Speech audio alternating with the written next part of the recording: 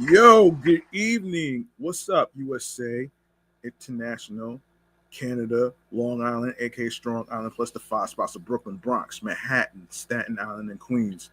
This is your man and homie, G Money Stacks, aka the Gregonator, your host with the most, misunderstood lonely nomad, unstoppable independent podcaster, creator, YouTuber, Queens, New York native who is also a New York Mets fan from the neck of the woods of Laurelton, Queens, New York. And yes, you're now rocking with me by tuning in, listening, streaming, and watching the 409th episode of Off the Meat Rat Chainz New York Avenue podcast.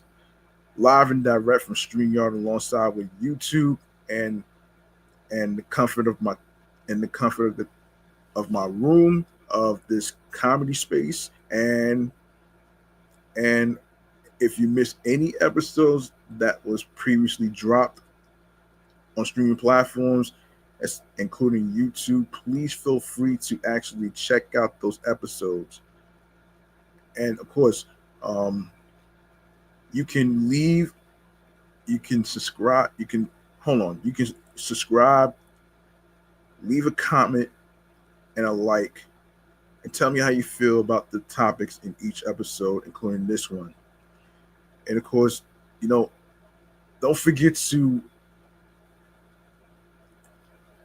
leave a review and 5 stars on Apple Podcasts. That way, it'll it'll encourage me and give me the confidence for me to actually be able to create more content, more episodes and topics for you folks at home that's looking for relief from stressful days at work, classes, whatever it may be.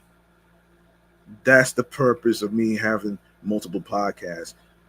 And the one thing, the one thing I never asked myself is, what does comedy, entertainment, and sports all have in common? Relief. And the reason I say that is because, say you have a long day of stressful work, whether it's in the office, whether it's on TV, um whether it's you know doing other various things whatsoever. You shouldn't let that stop you from having a life of your own. I mean, you have to find the balance in things in life. And for what I've learned, since I'm a multitasker, I do multitask on multiple podcasts that I do, and that way it actually keeps me from forgetting topics that I'm going to talk about.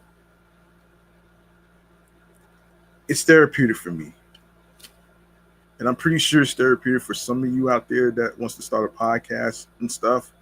I am going to bring back that one segment in regards to some podcast free game mechanisms and stuff. That's the segment I'm probably going to bring back, but on a frequent basis. All right. So, all right. And I hope many of you out there are actually keeping yourselves cool in the muggy, humid weather, especially with more heat wave on the way. And if you are looking for some cooling centers, all you need to do is call 311, or you can check out the website at finder.nyc.gov/cooling centers. That way, they'll give you some locations of some cooling centers in the neighborhood near you. All right. There you go.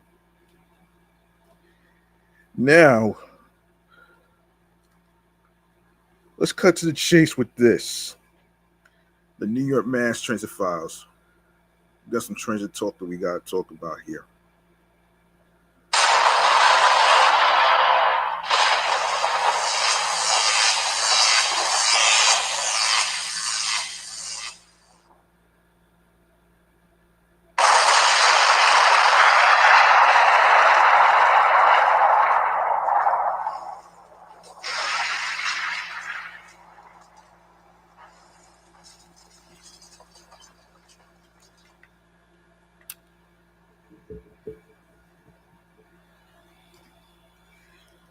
Okay,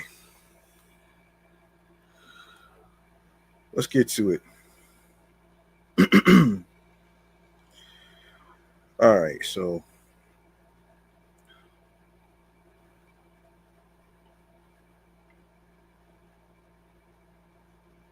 all right, we got a issue here involving.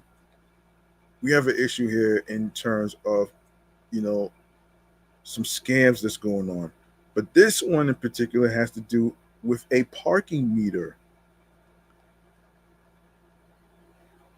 and this is according to AMNY. This is crazy, man. People would do anything to actually go this low just for money. Like, come on, man, really? All right, so here's what's happening. Drivers beware. According to a transportation advisory issued on Friday, there is a new parking meter scam on NYC streets involving criminals looking to steal your money. The the NYC, which is New York City Department of Transportation, told drivers on June 6th about a parking meter scam infiltrating Park NYC meters, which are found on city streets and municipal parking lots. The scam aims to get credit card information from unsuspecting.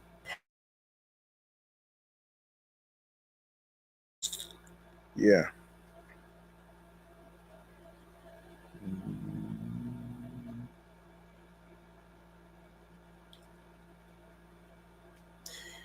You have to be the stupidest person to actually do some dumb shit like this.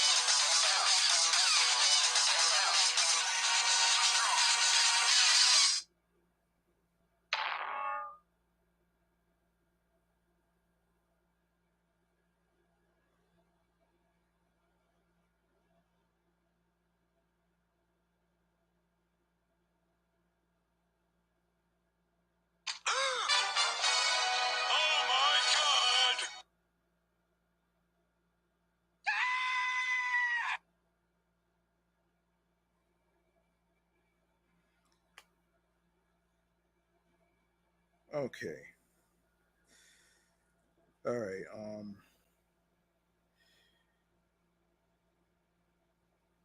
Yes. So where were we? Yes. Yeah, this is ridiculous. So,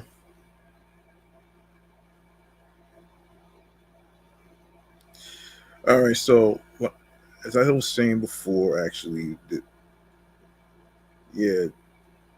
So basically, this scam aims to take credit card information from unsuspecting partners. Oh boy.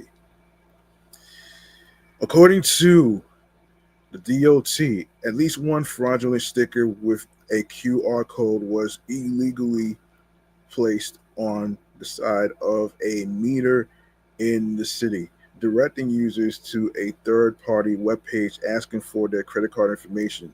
DOT did not say where in the city the sticker meter was located. Damn.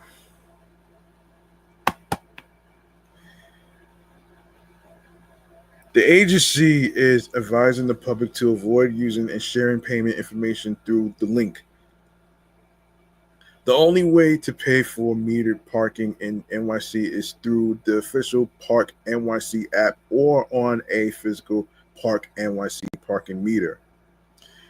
Commissioner Edonis Rodriguez urged anyone who sees a QR code on a parking meter to tear it off and report it by calling 212-839-7100 or emailing parknyc at flowbirdapp.com.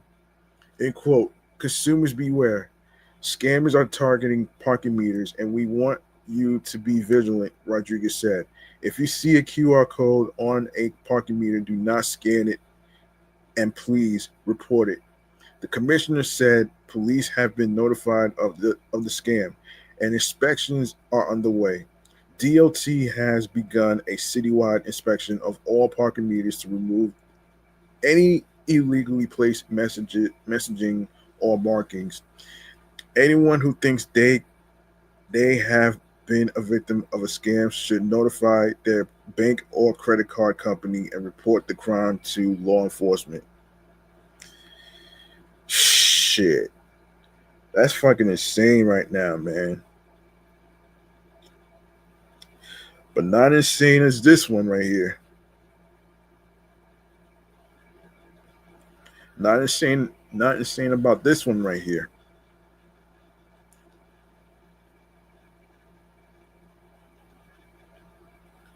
Yeah, so the NYC Department of Transportation has decided on a street redesign plan to improve bus speeds on a busy Brooklyn corridor, the agency said on Wednesday. The plan was chosen out of three options to improve bus speed on the corridor. It includes center running bus lanes from Livingston Street to Grand Army Plaza. A boarding island in the street is part of the design to provide places for passengers to board and disembark buses and wait to cross the street. The agency recommended this approach because it would be the best option to increase bus speeds by creating physically separated spaces for buses and reducing conflicts with personal vehicles traveling the corridor. The DOT's plan would replace two car lanes within the stretch.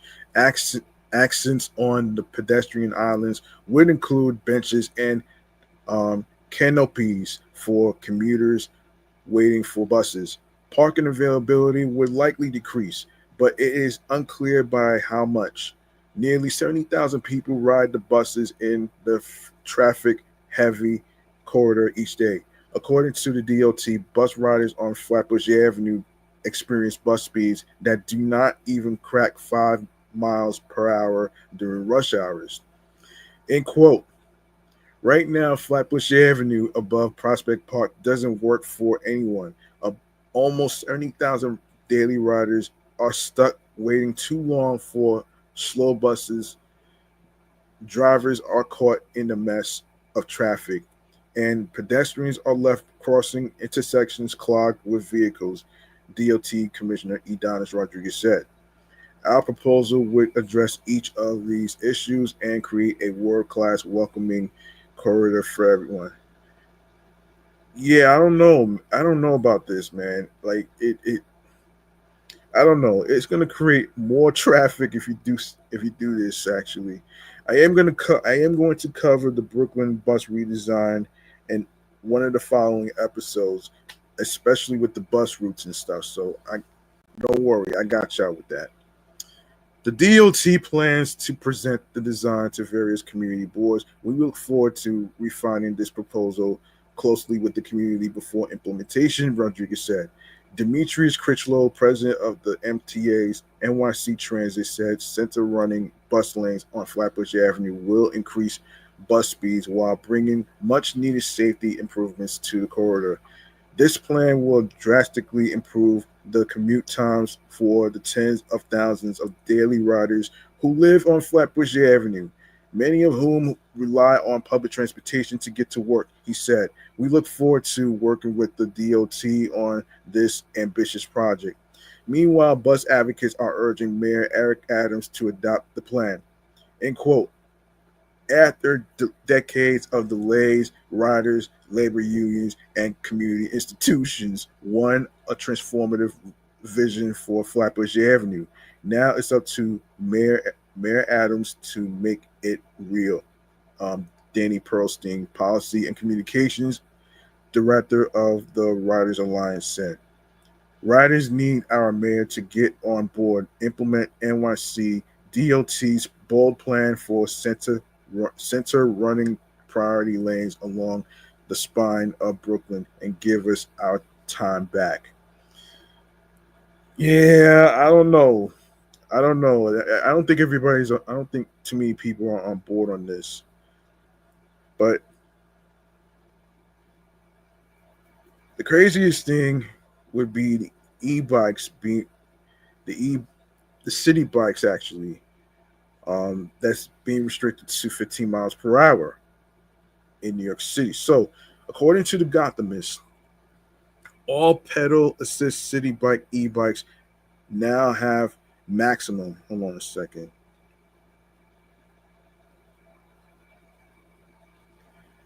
Maximum speeds of 15 miles per hour following a demand from Mayor Eric Adams' administration that they be slowed down. A spokesperson for Lyft, which runs City Bike, confirmed Friday City Bike had lowered the e-bike's maximum speeds. Deputy Mayor Randy Mastro has set Friday as the deadline for the speed limit to be lowered in a scathing letter that alleges the 20,000 e-bikes were harming public safety in the five boroughs. Not sure that's true, but who knows? Anyway, following direction from City Hall and DOT, we've reached speeds on our e-bike fleet. City Bike General Manager Patrick North wrote in a statement. We remain committed to connecting our riders where they need to go across New York City. The maximum speed for City Bike e-bikes was previously 18 miles per hour. Mastro rejected a plan proposed by City Bike to add speedometers to the e-bikes, leaving it to riders to follow the 15 miles per hour speed limit. In his letter, Mastro noted there were 9 deaths since 2021 on the gray e-bikes and 170 injuries on the City Bike e-bikes. The new 15 miles per hour limit also applies to riders on other e-bikes, even if they are able to exceed that speed. The Adams administration declined to comment and pointed Gothamists to previous statements by the mayor. We're proud of the work we've done to expand biking across the five boroughs, but we have an obligation to keep everyone safe Adams said earlier this month. As of last May, 69% of City Bike rides were on its e-bikes, which cost extra to use. Okay.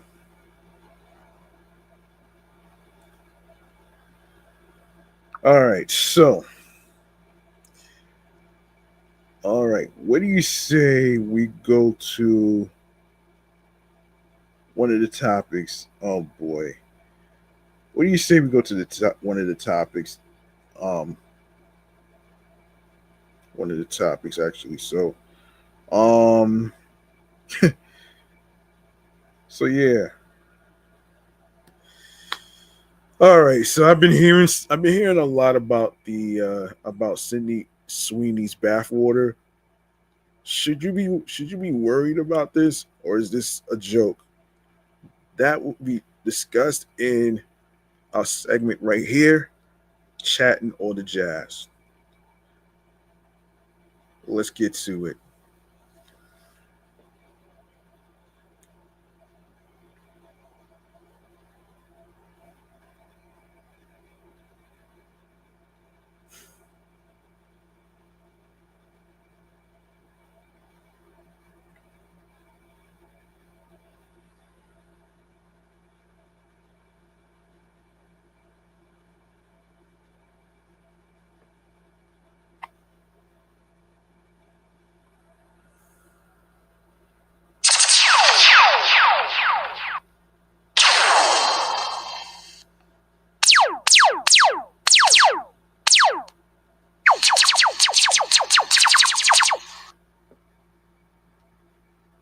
All right, ladies first, right?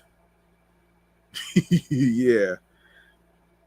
Yo, I don't know if you should worry or you should really take it as a joke. But here's what's going on here. So according to USA Today, what's more shocking that an A-list celebrity made soap with her bathwater?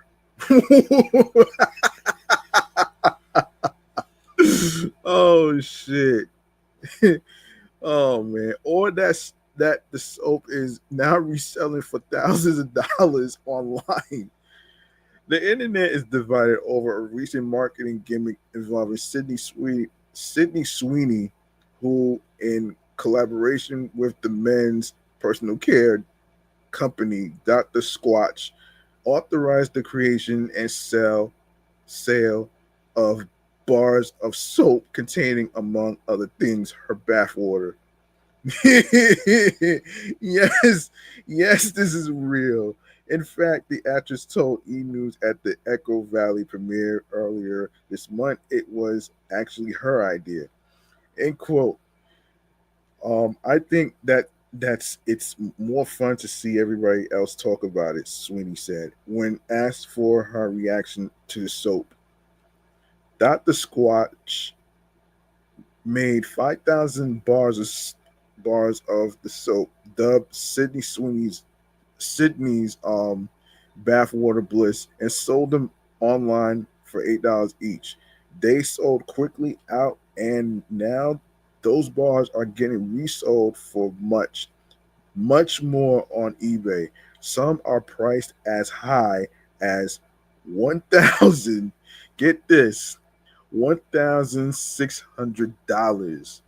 Oh wow. $1,600 for a bar of soap of Sydney Sweeney's bathwater, really?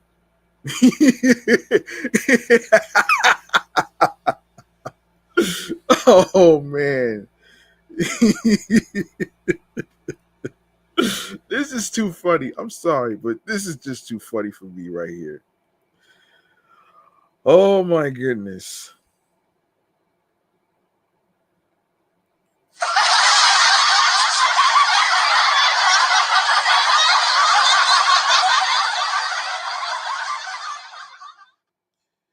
That's funny right there, man. That's funny. That's the funniest shit that I ever heard in my life. Oh Lord.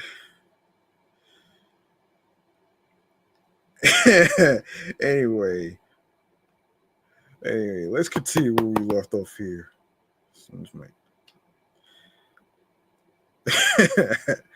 Oh man.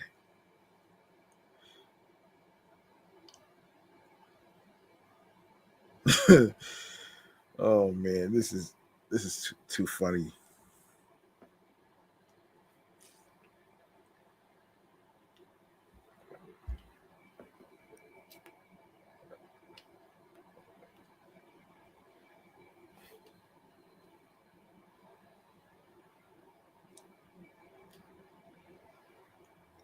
Yeah.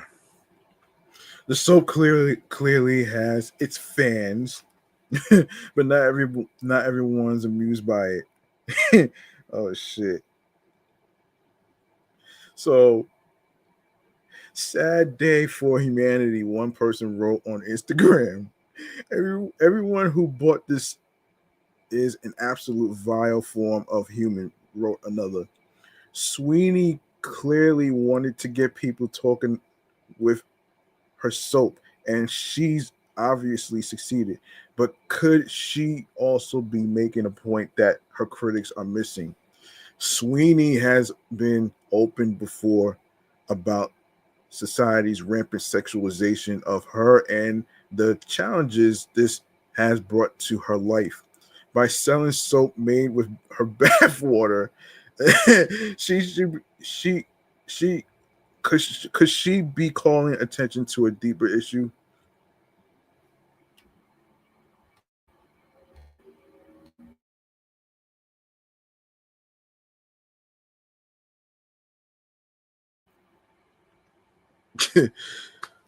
Let me see.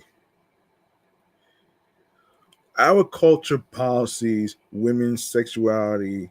No, our culture polices women's sexuality, profits off of it at the same time, and shames them for profiting from it themselves, especially when it comes to young, beautiful, talented stars like Sydney Sweeney, Shira Torrent, a woman,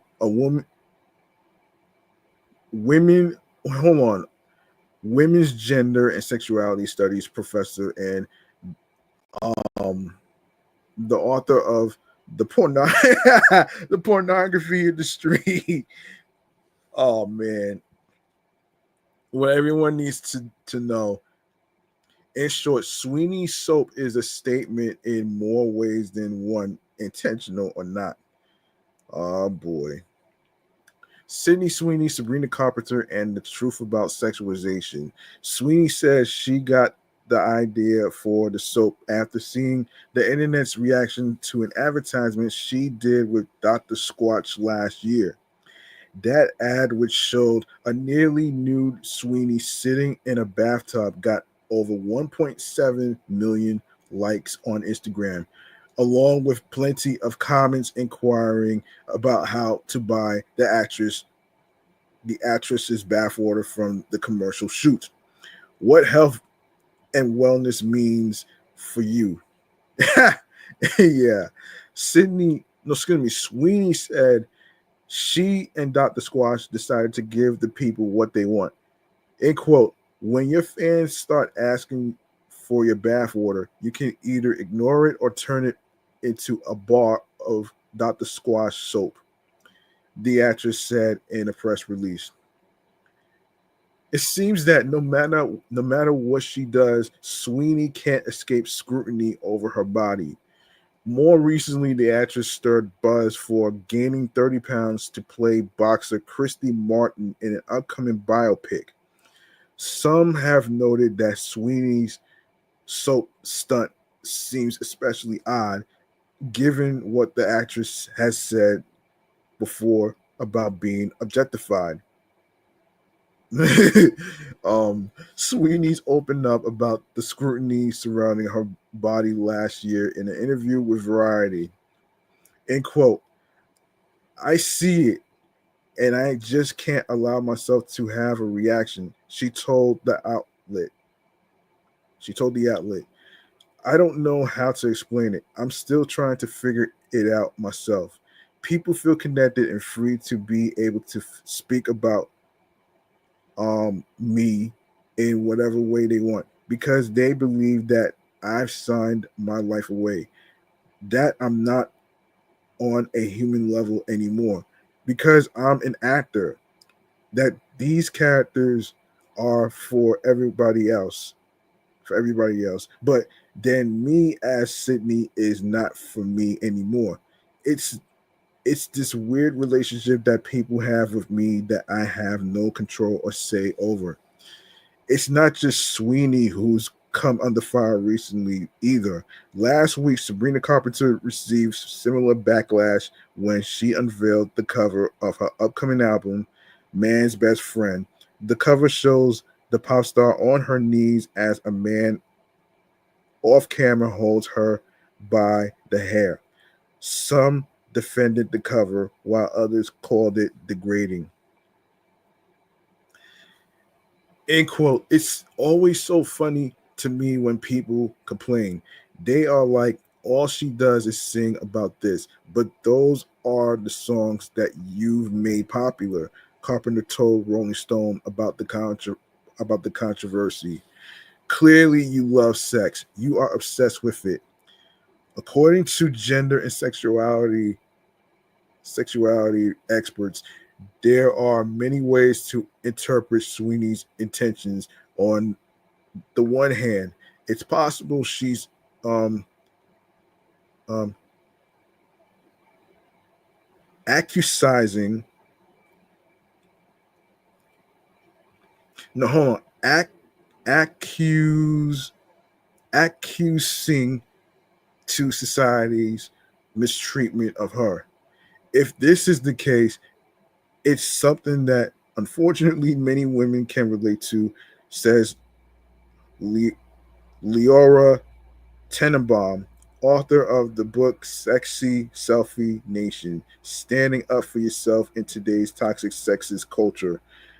I heard the narrative so many times of I may as well monetize my sexuality because everyone else is already exploiting and objectifying me, Tenenbaum says. On the other hand, it's also that Sweeney may be leaning into parody and satire in order to call out this object, object, objectification. Unless she states her intentions, we can't know for sure. Sydney Sweeney just found a brilliant way to literally package her own reputation and sell it, Tarrant says.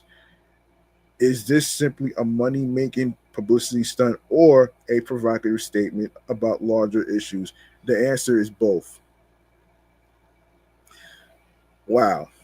Sydney Sweeney's bathwater soap is selling for thousands. What does that say about us? Perhaps the bigger question isn't what's it.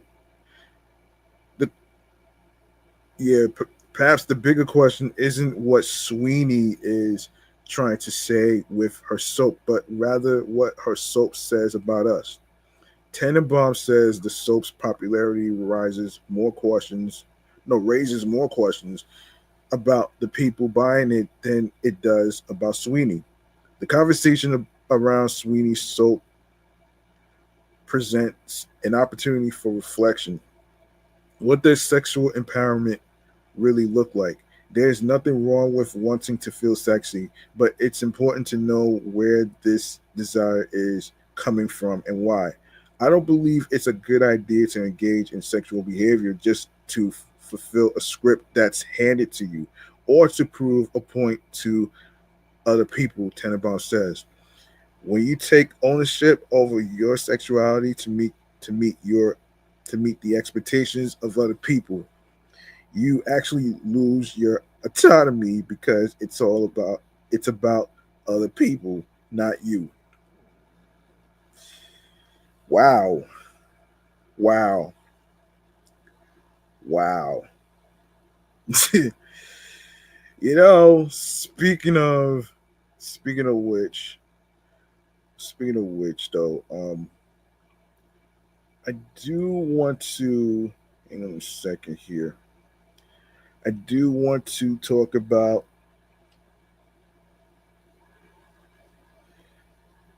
yeah,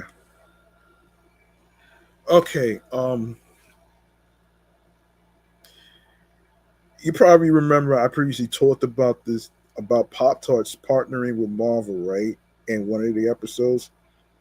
you probably you probably don't remember, but I'll probably so let me see.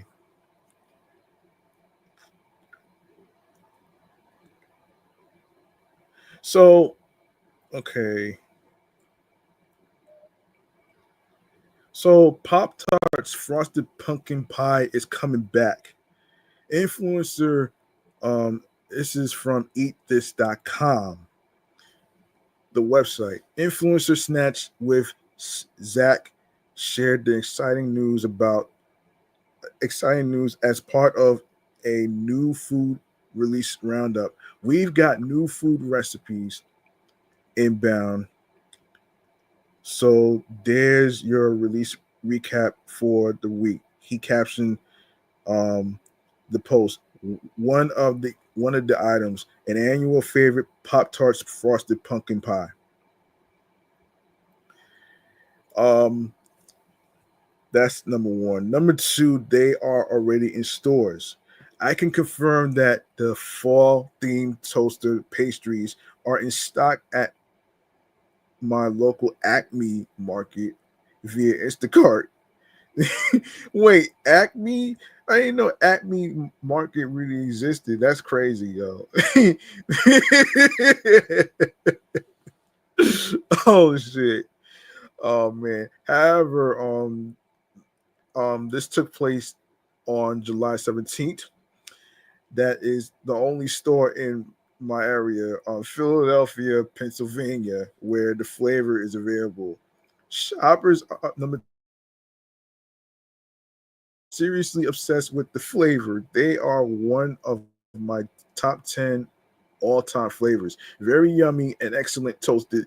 These were made last fall, so they're still before um, before they sell by date. Before the sell by date. They won't be super fresh, but they are still good. I still have a box at work too. But if you are okay with waiting, they'll probably be in stores again in September. One shopper wrote last year in a Reddit post. Number four, people stockpile it. I love this flavor. Another wrote, this grape and the blueberry frosted are my favorite flavors. I stockpiled on it last year. Kind of like, kind of tastes like pumpkin pie if you toast it. Number five, they are the best things that some people have eaten in their lot in their entire life. Absolutely incredible. I saw God. Yeah. Another fan said in a review, these are the best things that I have ever eaten in my entire life. When I eat these, I can't only eat two. It is a temptation from the devil. Every time I get my hands on these bad boys, I eat at least 10 at a time, prompting me to throw up. My mom didn't let me get them because I always ate too many. I ate too many and threw up, but now I am a tax-paying adult, and it is the only thing my pantry consists of. My roommates called for an intervention, but they would never understand. Their peon brains are too small to comprehend the power that these tarts feed me.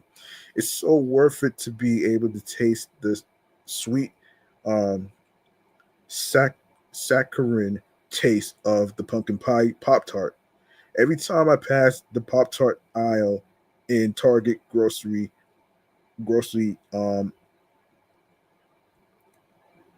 Target Grocery One, in Target Grocery, I go bananas. Bazingas. Oh shit. Bazingas, if you will. I feel my my I feel my primal urges to consume this Pop Tart takeover.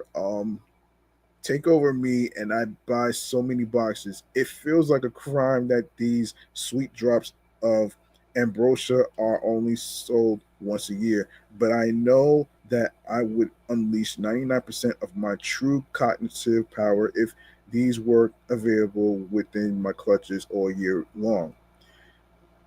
First of all, it's not a crime to buy your favorite flavor of Pop Tarts, okay? Like, everybody's allowed to enjoy whatever flavor that they like that's their favorite. Like, come on now. Like, why are we shaming people? Hold on.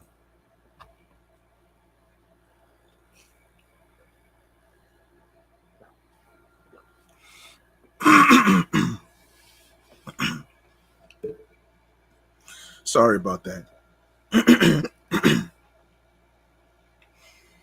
Yeah, as I was saying, why are we shaming people for buying boxes of Pop Tarts, man, when there's other million things going on that's like crime related? All right. Look, look, to this person who has a favorite Pop Tart flavor, enjoy them.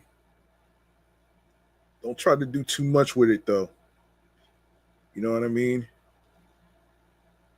Like, seriously, man, we gotta stop shaming people just because that they buy certain things. Like, you know what I mean? It's just beyond crazy. So yeah, this is basically one of those websites that I never heard of before. Eat this, not that. So eatthis.com.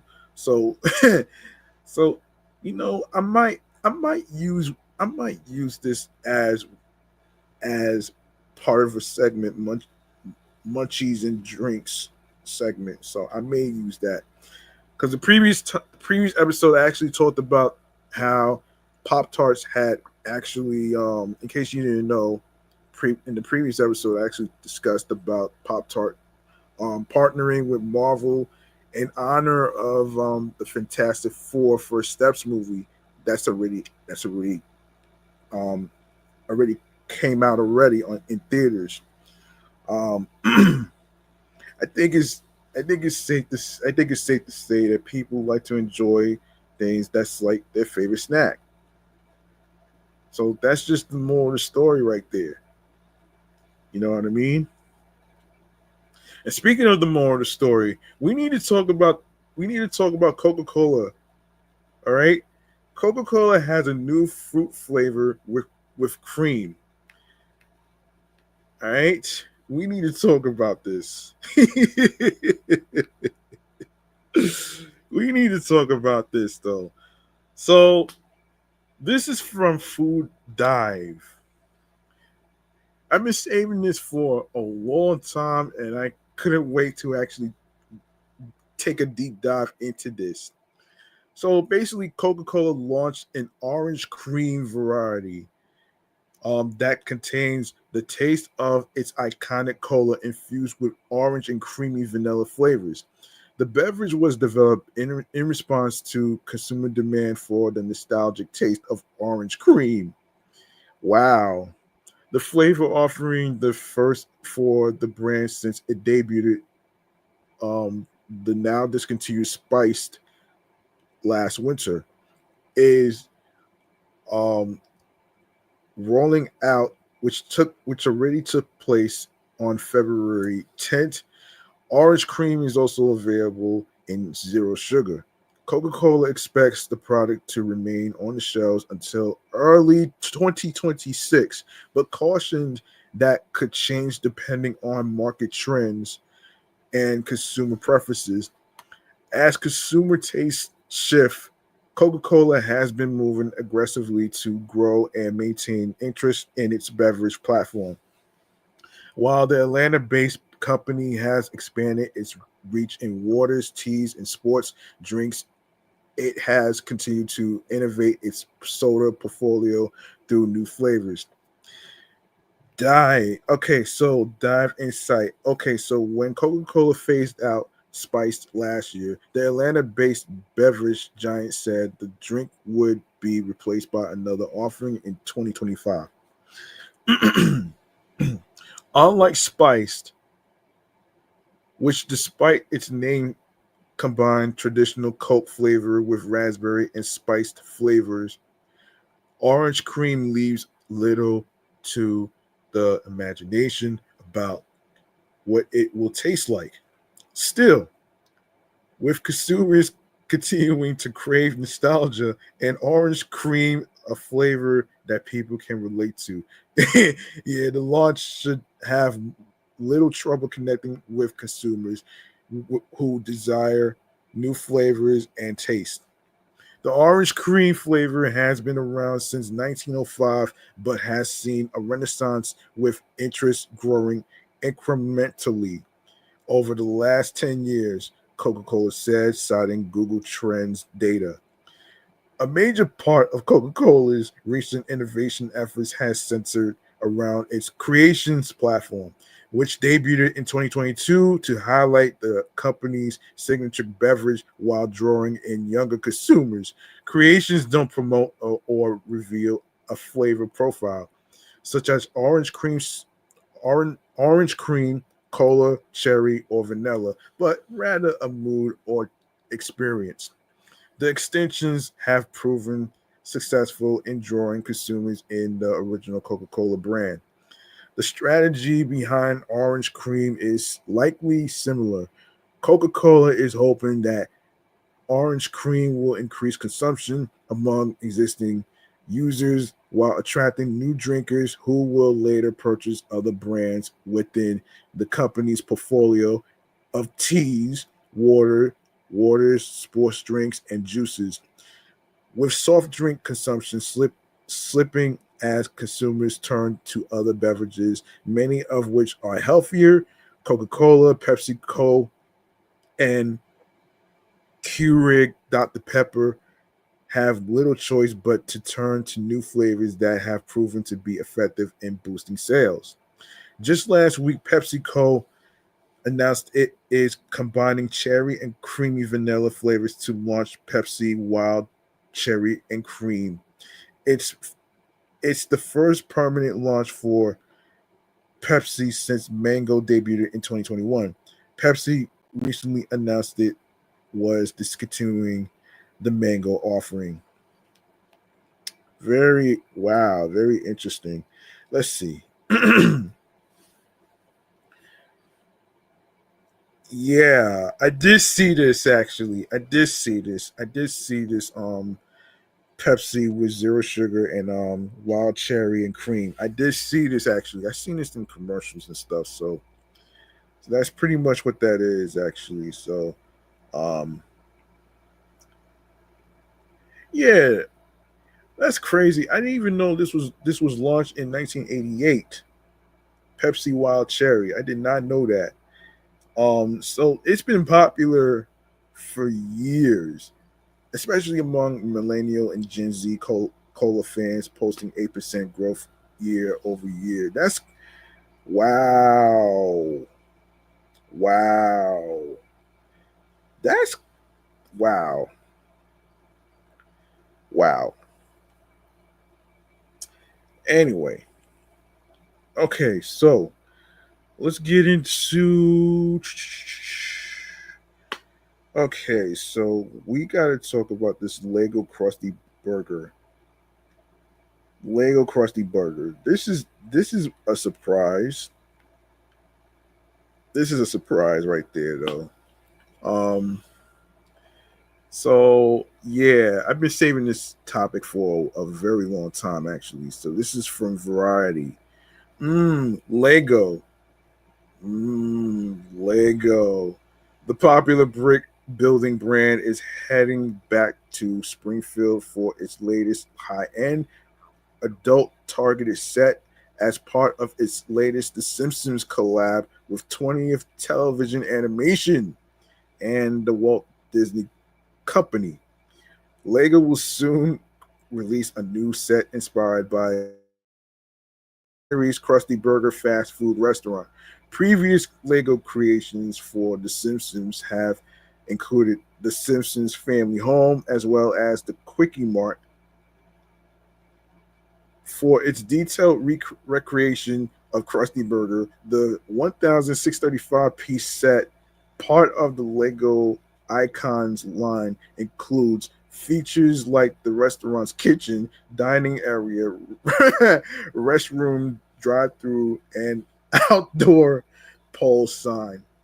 All right, you know, I never told anybody this before, but The Simpsons has been my favorite, and I actually said this episodes ago. Actually, whoever said that The Simpsons is not funny is an idiot. Okay, you have to be the biggest idiot of all time, man.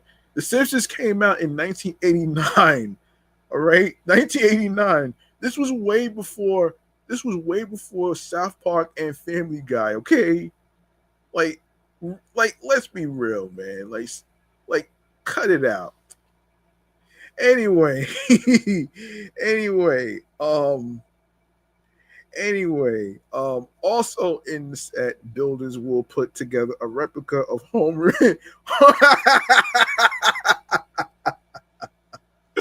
Homer, Homer's unforgettable clown car. Oh my! Oh shit! Oh man! Oh man, that's funny. Oh shit! The model lifts its roof and folds out to reveal what Lego describes a highly detailed interior packed with Easter eggs, and memorable features. The Krusty Burger set will include 7 minifigures: Homer, Bart, and Lisa Simpson, Farmer Krusty, Sideshow Bob, squeaky voice teen, and Officer Lou. Oh wow. Yeah, that's crazy, man. The Krusty Burger set will first be available for Lego Insider's early access members, which took place on June 1st, and then more widely available at Lego stores and on its website, which also took place on June 4th. The set will sell for $209.99. $209.99 for Lego Simpsons set. Like really? Well, at least it's better than wasting thousands of dollars on Sydney Sweeney's bathwater, which is so fucking outrageous.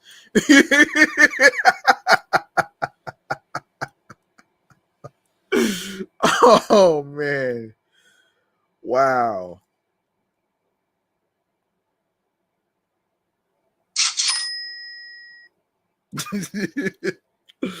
Oh man. That's funny, man. Oh man. And also Lego insiders who purchased the new set, um, which started from June 1st to June 7th from Lego Stories or its website, will receive an extra gift with purchase while supplies last.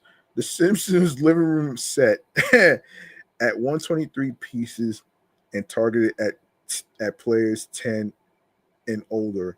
The model includes the Simpsons family couch, a table with a lamp and phone, a rug, a remote control, and a Krusty Burger drink.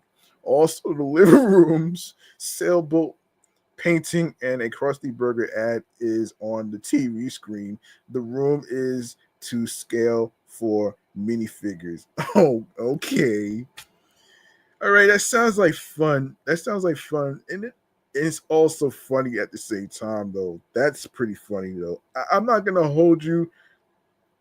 I'm not gonna hold you. That's pretty creative and awesome and fun by the folks from the Lego. Shouts to the the people from the Lego company for being so creative in this, especially with the Lego Batman movie, the and the other Lego franchises and stuff. So, um, okay, all right. So, let's get into. I haven't had the chance to actually talk about this topic right here regarding King of the Hill.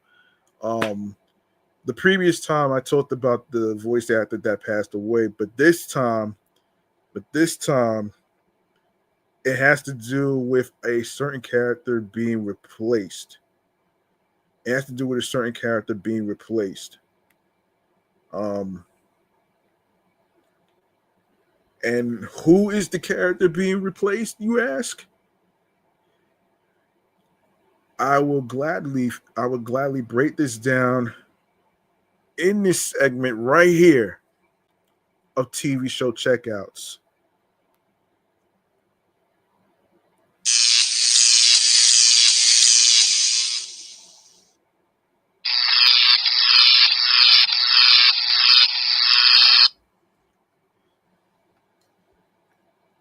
All right, now let's get into this.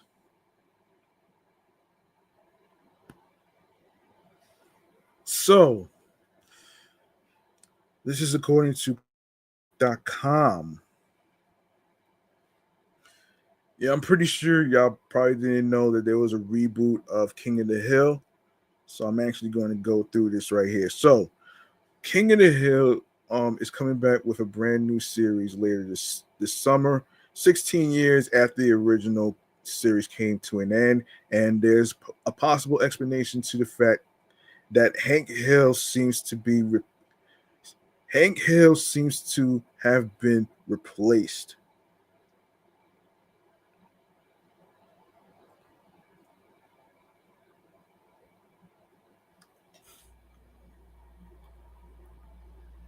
Really,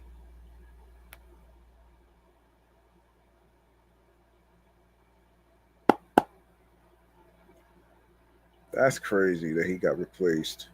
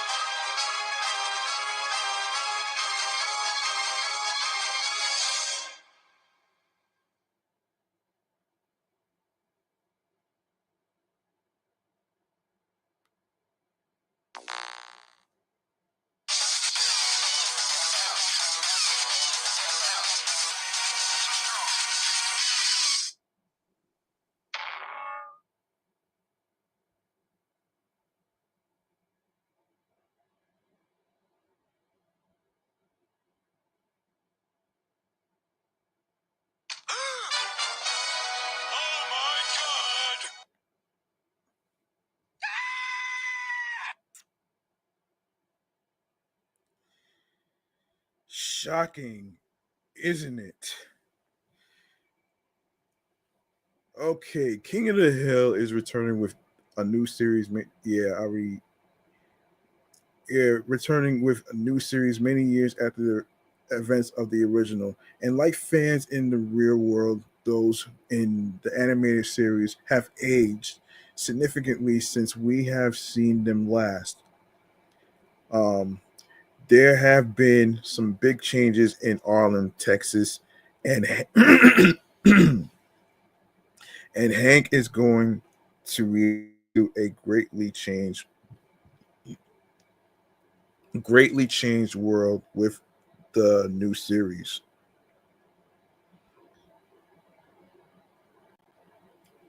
Um, One of the biggest changes that has already taken fans by surprise with the first promotional materials for the new King of the Hill is the fact that Hank has not only moved away from Arlen, but has moved to Saudi Arabia for many, many years in between the events of the original and the revival.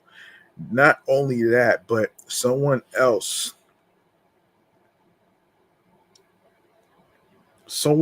seems to have moved into his house in that time.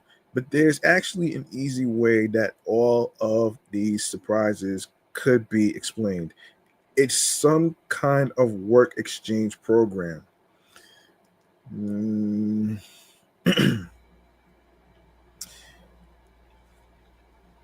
Work exchange program, my ass.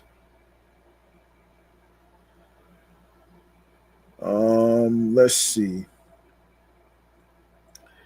So Hank moves away from Arlen to Saudi Arabia. Um, as revealed in the opening for the new King of the Hill series, a new person moves into Hank's house and hangs out with Dale, Bill, and Boomhauer while Hank moves away. Um, then, with the series synopsis, it's then revealed that Hank has moved away because of a wild new work opportunity in Saudi Arabia. After years working a propane job in Saudi Arabia to earn their retirement nest egg, Hank and Peggy Hill return to a changed Arlen, Texas, to reconnect with old friends Dale, Boomhauer, and Bill, which at first seems entirely out of character for someone like Hank. Hank's big problem in the original King of the Hill series was his resistance to change. His old fashioned ways often clashed with the new kinds of things that Bobby would be into, and sometimes he either changed his ways or realized that his old fashioned self had the right core values needed for the situation. But it's wild to think that someone like Hank, who loved Buck Strickland and his work at Strickland Propane so much that he'd make the jump to Saudi Arabia, unless it was a work exchange facilitated by Strickland himself. It's why Hank and Peggy were able to move back home after many years without many problems. Hank switches places with someone from Saudi Arabia. The only way Hank would go to Saudi Arabia is if someone like Buck had influenced his decision. Working towards his retirement would be a suitable reason to go, but making such a shift seems out of Hank's capabilities without someone like Buck pushing him out the door. This could tease the kind of environment Strickland Propane becomes over the years. And maybe Hank himself likely didn't get the chance to become a full manager even in the years since the original show. If if someone were to work at Strickland in his place, then it'd be an easier sell to Hank. It would explain why the new person seems to be wearing a Strickland Propane uniform, and it stands to reason that Dale, Bill, and Boomhauer would hang out with their new neighbor in the meantime. But many other changes have happened in the United States while Hank has been away. So we'll find out more about this mysterious new character soon enough when King of the Hill premieres with Hulu on August 4th. Mark your calendars, folks.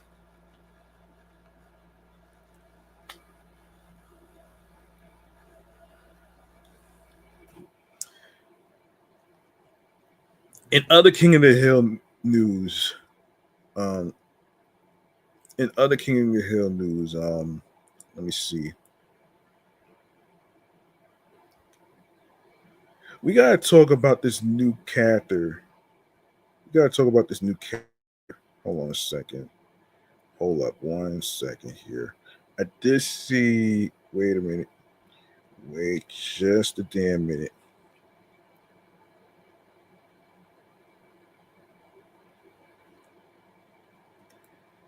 Hang on 1 second here.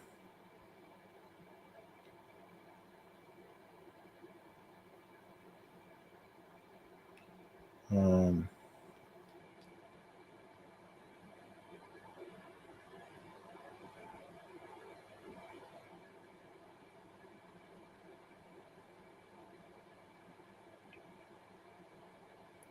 just a second.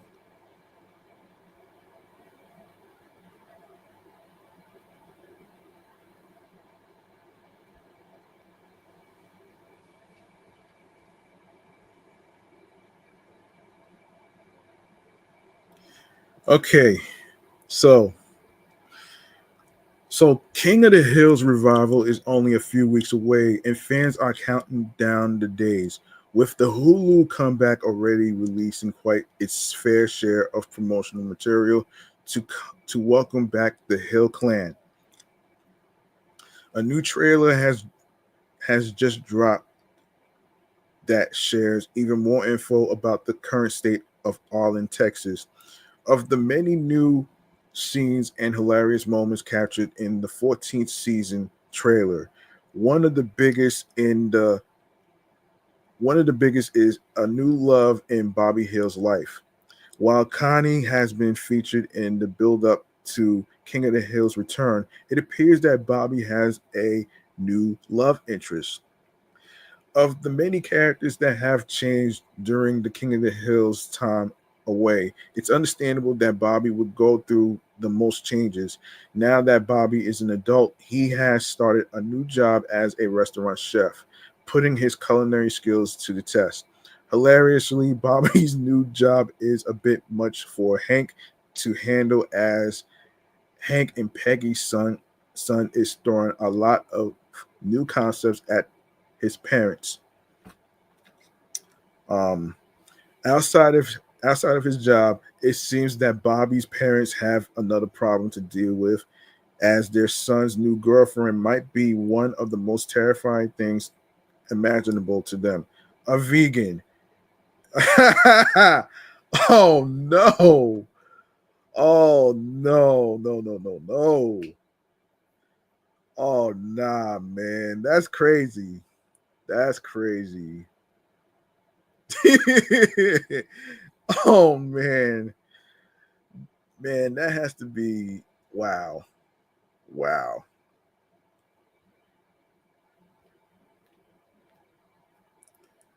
Um oh my gosh.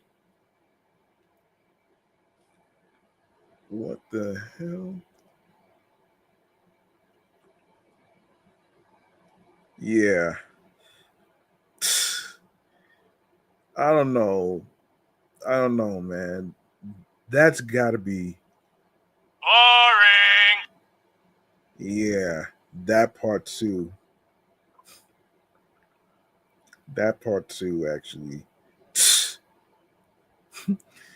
If that person is a vegan, I'm going to be running for the hills, man.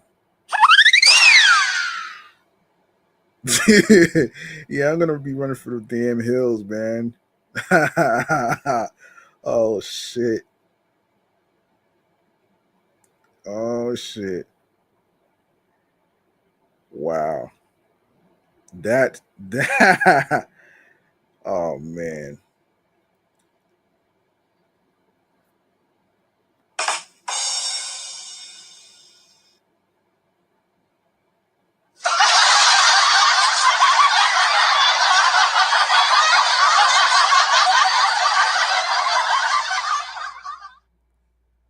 wait. There's more. There's more to the story. Oh man, there's more to the story that you can imagine. Oh man. Um, who is Bobby's new girlfriend, you ask? Unfortunately, while the new trailer is hilarious, it does little to reveal more about Bobby's new girlfriend. Outside of being a vegan and being more than willing to make out with her boyfriend. In front of Peggy, no, in front of Hank and Peggy, King of the Hill fans don't even get her name in this new trailer. What we do get, however, is Bobby's folks attempting to figure out both how to deal with his girlfriend while also trying to figure out the best way to work around her dietary restrictions. Oh shit. Previous promotional material has shown that since Bobby and the family left for Saudi Arabia following the previous series finale, they have not seen many of their friends for quite some time. Specifically, when Connie was featured in trailers, the revival made it appear as though Bobby and Khan's daughter hadn't seen one another in quite some time. While it's still entirely possible that the two might spark up a new romantic relationship for the time being, Bobby has a new love interest on his hands. While Peggy and Hank are struggling with Bobby's new romance, it's far from the only thing that they are worried about. Clearly, the two heads of the Hill family are having a tough time in retirement thanks to now having a glut of free time on their hands. When King of the Hill does return on August 4th, I believe that's a Monday. That's a Monday. Yeah. Yeah, that's a Monday. We're sure that the protagonist return to Arlen is sure to throw far more challenges than the ones we just mentioned, and will be made all the better for it. So yeah. Oh my gosh. So want to see what the future holds for King of the Hill? Follow along the team anime on comicbook.com for the latest updates on the Hulu revival, and of course you can hit the person up at EV Comedy to talk all things comics and anime. Okay. Okay. That sounds interesting. And speaking of interest, um speaking of interest, um speaking of interest,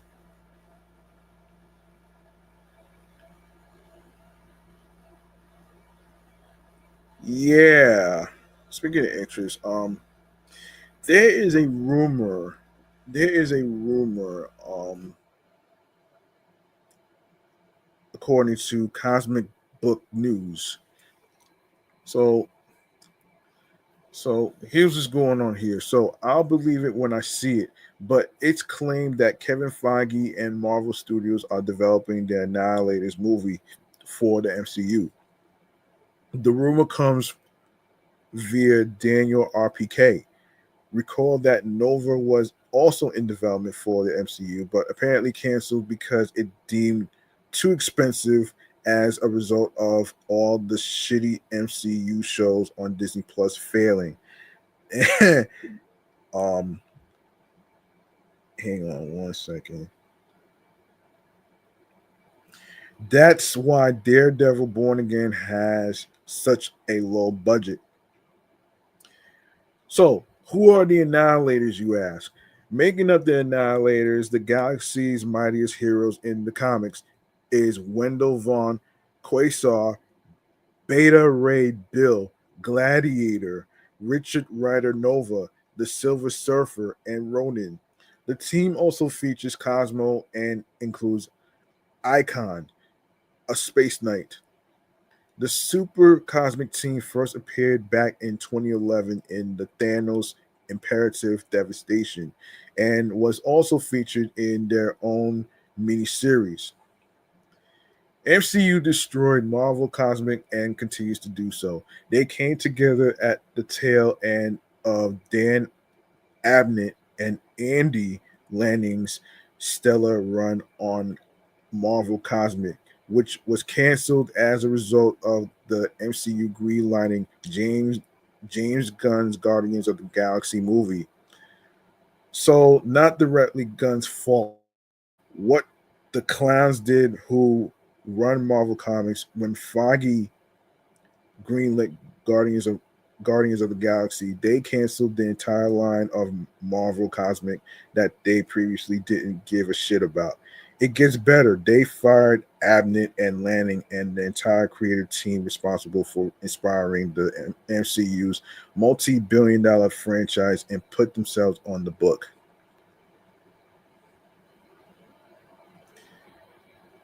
Canceled and relaunched Guardians of the Galaxy.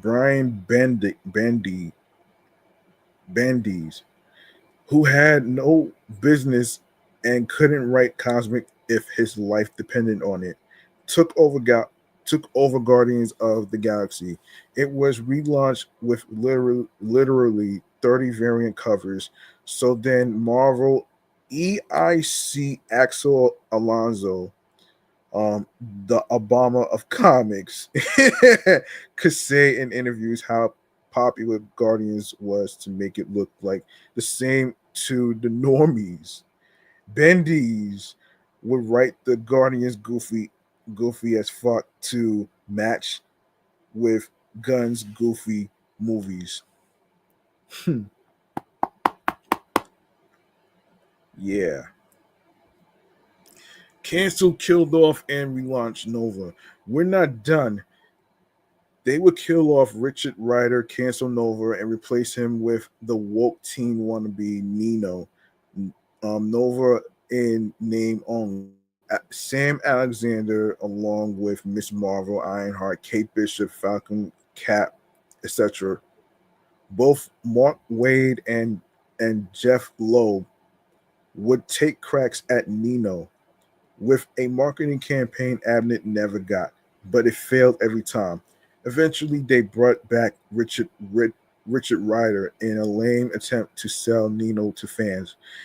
That was from the clown behind Quantumania. How'd that work out?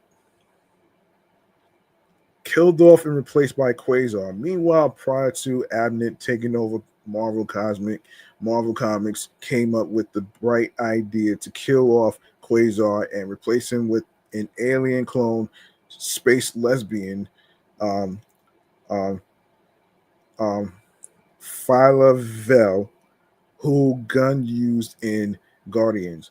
That's when Cosmic Book News was born. Led by yours truly, we love Phyla replacing Quasar.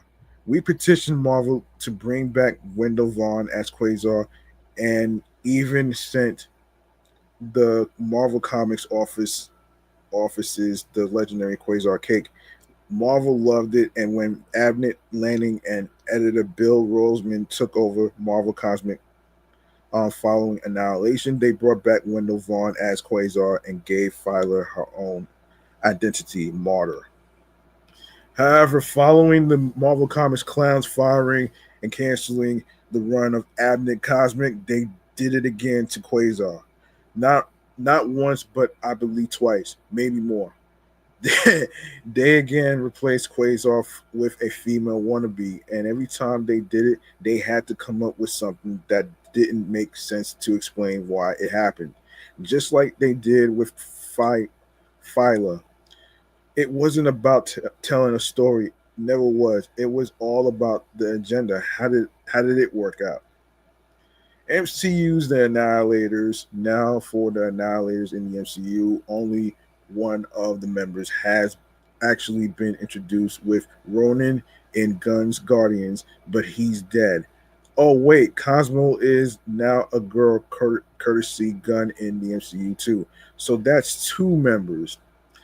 Annihilators comics also weren't very good. I can recall Abnett had Icon kneeling Quasar in the balls, which I figured was Abnett's symbol of how he felt at the time. It's how it's how we fans also felt at the time, and to this day still do. Who's the MCU's the Annihilators?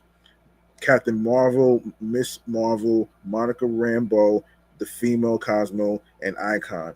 Maybe the female Silver Surfer makes her way to the regular MCU from Fantastic Four. Good luck. Yeah, that shit is crazy, man. That shit is crazy. Yeah, I didn't. When I saw the trailer for the Fantastic Four First Steps, I didn't like the female version of Fantastic Four. I didn't like that one. I didn't really like that one. You know what I mean? You know what I mean? Yeah. And speaking of which, man, let's get into two businesses that's going to be built in New Jersey, starting with Lionsgate. Starting with Lionsgate. Lionsgate and Netflix are not just film companies; they also do TV as well. So let's get into it right here. So the home state of Hollywood A-listers like Meryl Streep, Jack Nicholson, and Michael B. Jordan,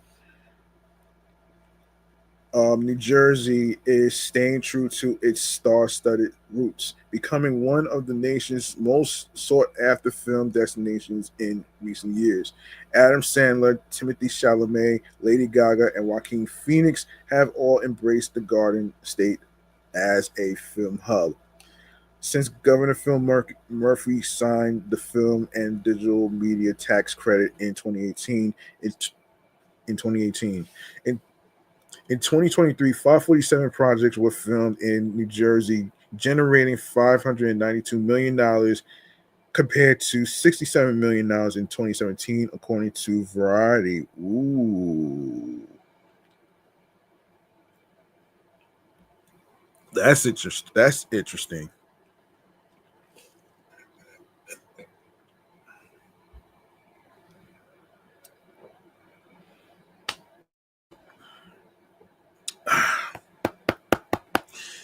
Okay, yeah, that's an interesting take right there.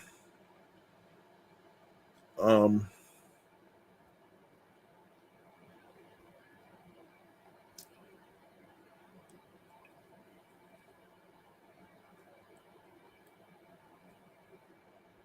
I will say that these two businesses like Netflix and Lionsgate, especially yeah, because it will actually create more jobs for and opportunities for people who are looking for work and stuff. So yeah, I don't think that's a bad idea at all, especially if you're making millions of dollars.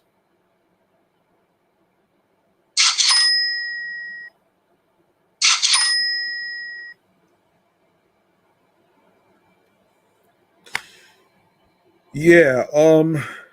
Tim Sullivan, CEO of the New Jersey Economic Development Authority, who assumed the role in 2018, told Fox Business that the emerging impact of the state's film industry goes far beyond A-list actors and box office buzz.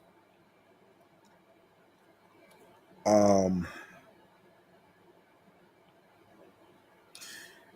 Film and TV started in New Jersey way back in the day under Thomas Edison in Fort Lee, New Jersey.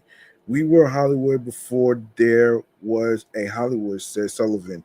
We're bringing ourselves back to the top of the pack with major investments because we see a huge economic opportunity here.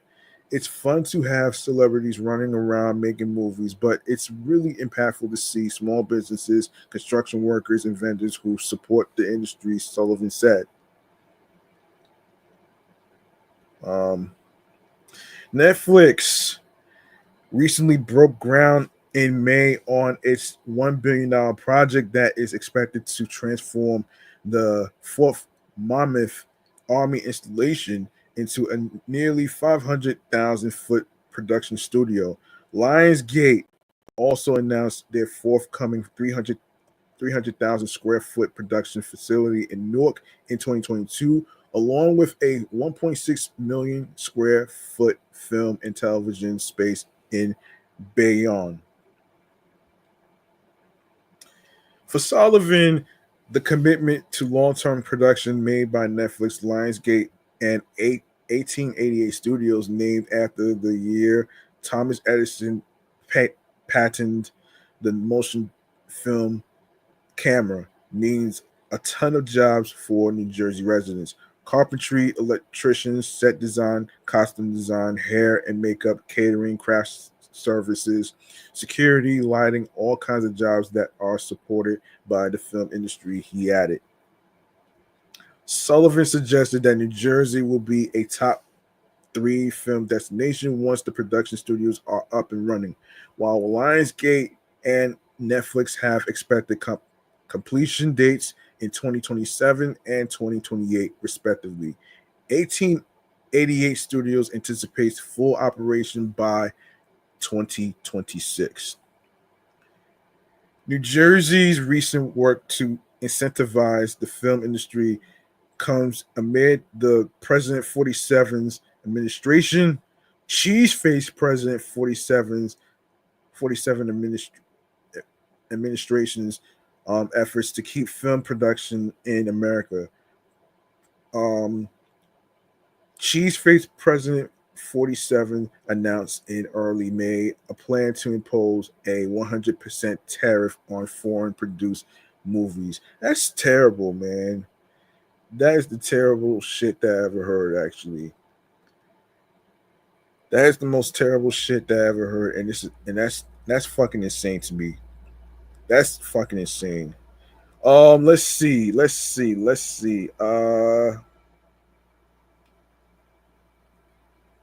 Wait a minute. Yeah.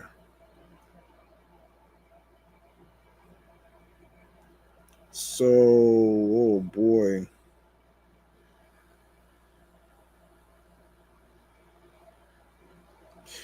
Netflix officially broke ground this week on a sprawling new $900 million production hub in central New Jersey, with more than a third of the funding coming from tax credits provided by the Garden State. Netflix Studios Fort Mammoth will transform a long abandoned U.S. Army base into a 500,000 square foot facility housing sound stages, a backlot, post production suites, and offices. The deal to build the new campus in Eatontown. Hold on.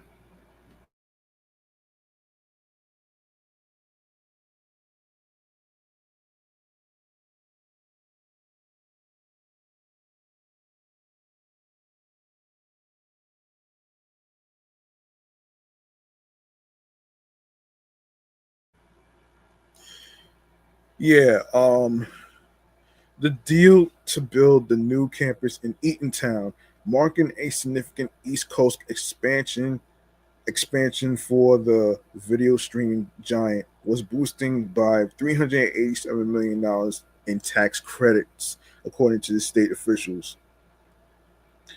Um, New Jersey's film and digital media tax credits offer up to 35% for production expenses and up to 40% for digital post production figures that Netflix co CEO Ted Sarandos cited as critical to the company's investment. California's status as the nation's film hub has been eroded in recent years as studios have opted to film movies in lower lower tax locals such as Georgia and the United Kingdom. Uh, we're kicking California's ass, said State Senator Declan O'Scanlan told The Hollywood Reporter, underscoring New Jersey's aggressive push to attract film and television production. O'Scanlan, whose district includes the Netflix site, admitted that he was initially skeptical of the tax credit program. He then delivered a rare political confession: I was wrong. Sarandon, speaking from a stage on the rain soaked site, described the project as both a passion and a business decision. And quote, I was in love with this idea from the very first conversation with Governor Phil Murphy, Sarandon said. Sarandon added that the company expects that these studios will create thousands of jobs for New Jersey residents, billions of dollars, billions of dollars of economic output, and many cultural benefits for the region and for the state. Though born in the Garden State, Sarandos emphasized that the decision to build there was based on economics, not sentimentality. According to an April report by Prod Pro, New Jersey ranks sixth in the U.S. for film and TV production with $536 million in spending over the past year, trailing only California, New York, Illinois, New Mexico, and Georgia. Murphy, who was seated in a Netflix branded director's chair during the ceremony, called the state's film incentive program the single best in the entire country. He noted that the program has already been extended through June 30th, 2039. Damn, that's a fucking long time. This is not about us, Murphy said. This is about generations to come. Netflix already has 7 productions filming in New Jersey and expected to significantly ramp up activity once the Fort Monmouth facility is complete, projected to be in 2028. Monmouth County Commissioner Director Thomas um, Arnon promised the company a streamlined permitted process. We will make this easy for you, Arnon said, referencing the permitting gridlock that has plagued film productions in California. Yeah, yeah. Congratulations to Lionsgate and Netflix for trying to build their um, TV and film businesses in New Jersey to create jobs, especially for generations to come. So good luck with that right there. Um. All right.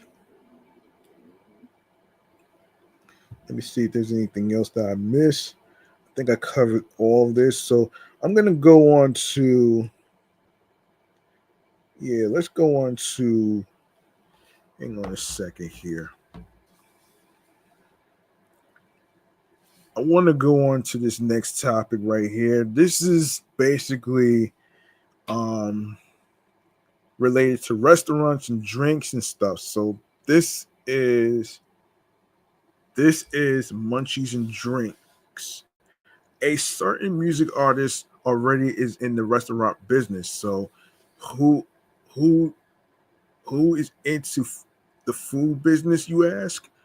I will actually gladly break this down in this segment called Munchies and Drinks.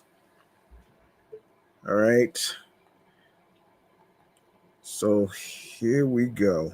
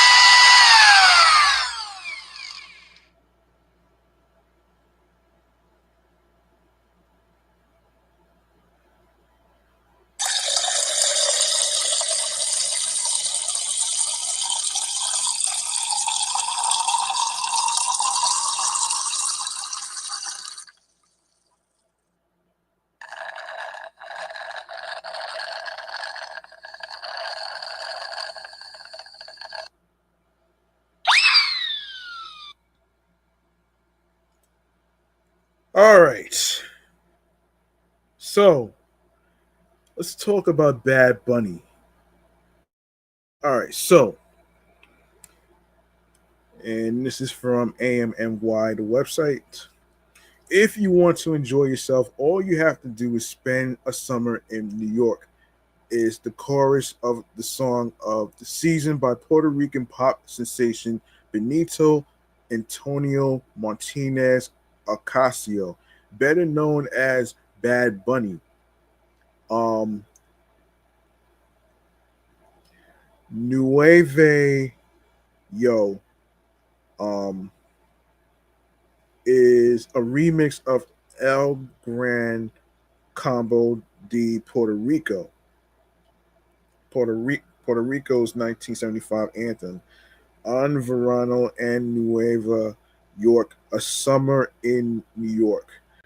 Bad Bunny's version hit number 8 on the Hot 100 charts this year, and the music video, which dropped on the 4th of July, um, is causing a stir at a Bronx bakery in Hunts Point.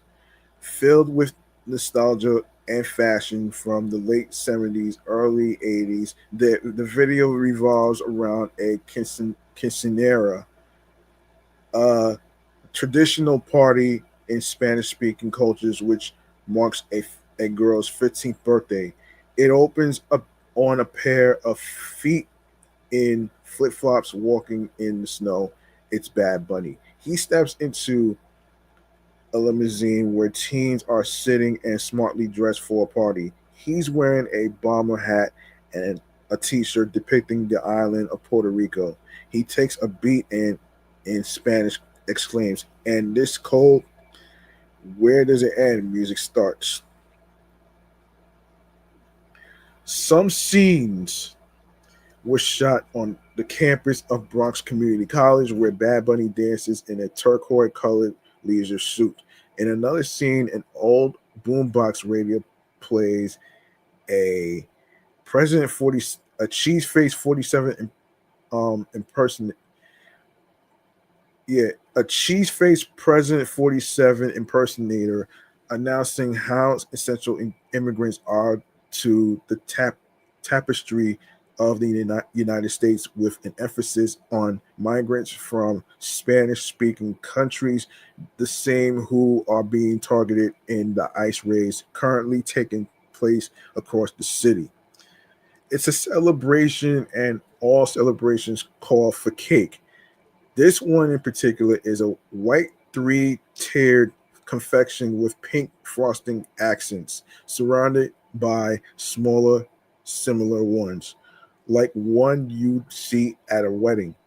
Inside sit 5 layers of goodness, 2 of airy whipped cream filling, and 3 of angel food cake, dyed a soft blue-green color, much like the leisure suit Bad Bunny wears in his video. Valencia Bakery dubbed it the Benito cake.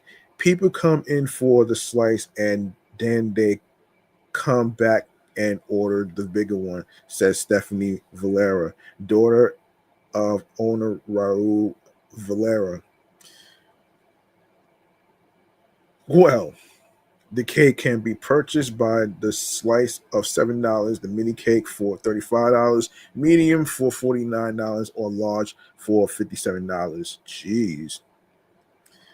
All right, so the history goes like this. Founded in 1948 by Jose Ripoll from Valencia, Spain, the original location opened on 116th Street in Spanish Harlem, where the Puerto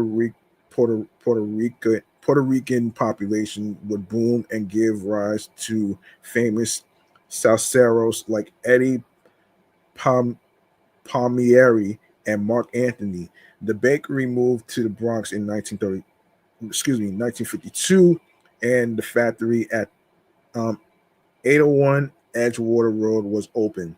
Upon entry, one sees plaques on the wall dedicated to Ripoll. One awarded the World War II veteran with a Purple Heart in 1994. Another, from the Committee for Assistance to Needy Children, presented him with the Humanitarian Award in 1977. They hang alongside vintage photos featuring a large festive cake as the centerpiece, presumably one from the bakery itself. When we took over, the store was in disarray, and those were in the back, said Valera's brother-in-law, who helped reestablish the business when Valera purchased it about 6 years ago. After a little more than 60 years ago in business, the family-owned business began to struggle and was ready to close up shop when longtime worker Valera offered to buy the business and run locations, three in the Bronx, one in Manhattan, and the other in Brooklyn, where, according to Valera, the request for the Bad Bunny cake was originally made. The order was then sent to the headquarters in Hunts Point, where customers were in and out.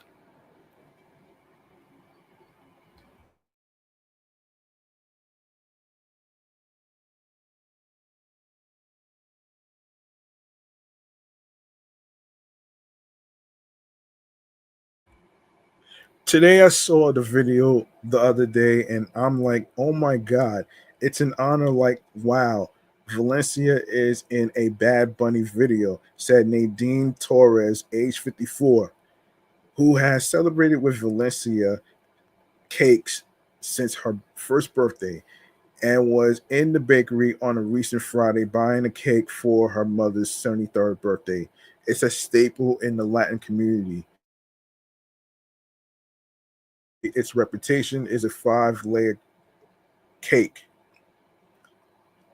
with three layers of angel food and two layers of pineapple fruit filling sealed with a thick but airy whipped cream frosting. It has been the centerpiece for Bronxites' birthday parties for decades. I'm buying a cake for my wife's birthday, said Frank Warner. She's been coming here since she was a kid. While most angel food cakes may be dry with a clo, clo, cloying, cloying, excuse me, cloyingly, cloyingly sweet frosting. The one at Valencia is moist and well balanced, like a cloud on a palette. I just hope this brings people in, Valera said with a smile. Since the launch of the music video, bloggers, influencers, new outlets, and celebrities have visited and posted photos and videos of the bakery on social media, inviting the world to a sweet taste of the Bronx. Of course, yeah. So there you go, right there. Um, let's see. Wait a minute. Wait a minute. Wait a minute. Where is it located? Hold on. Let me find out where this is located for you folks out there that want to check it out. For all the Latinos out there who live in the Bronx that want to check out this place, let me look for the location so that way you'll get a better idea on where to. Let me see where this is. So this is Valencia Bakery. Valencia Bakery. Let me see. Valencia Bakery. I want to actually. Yeah. Let me look up the. Let me look. Let me look something up for you folks right there. Address. Address to Valencia Bakery, Bronx, New York.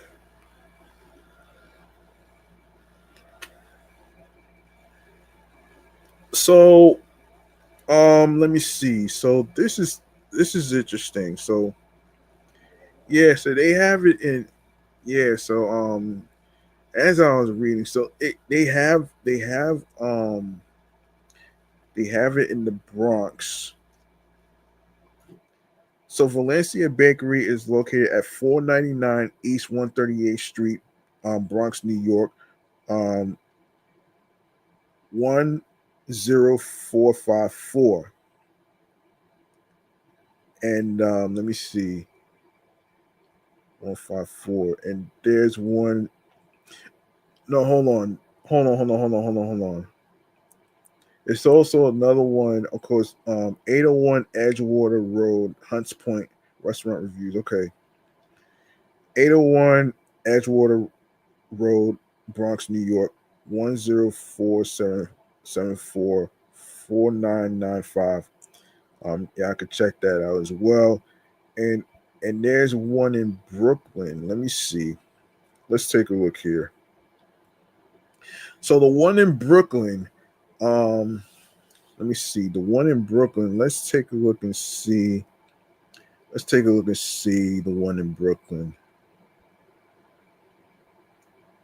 Let me see. Oh shit. So the one in Brooklyn, oh shit.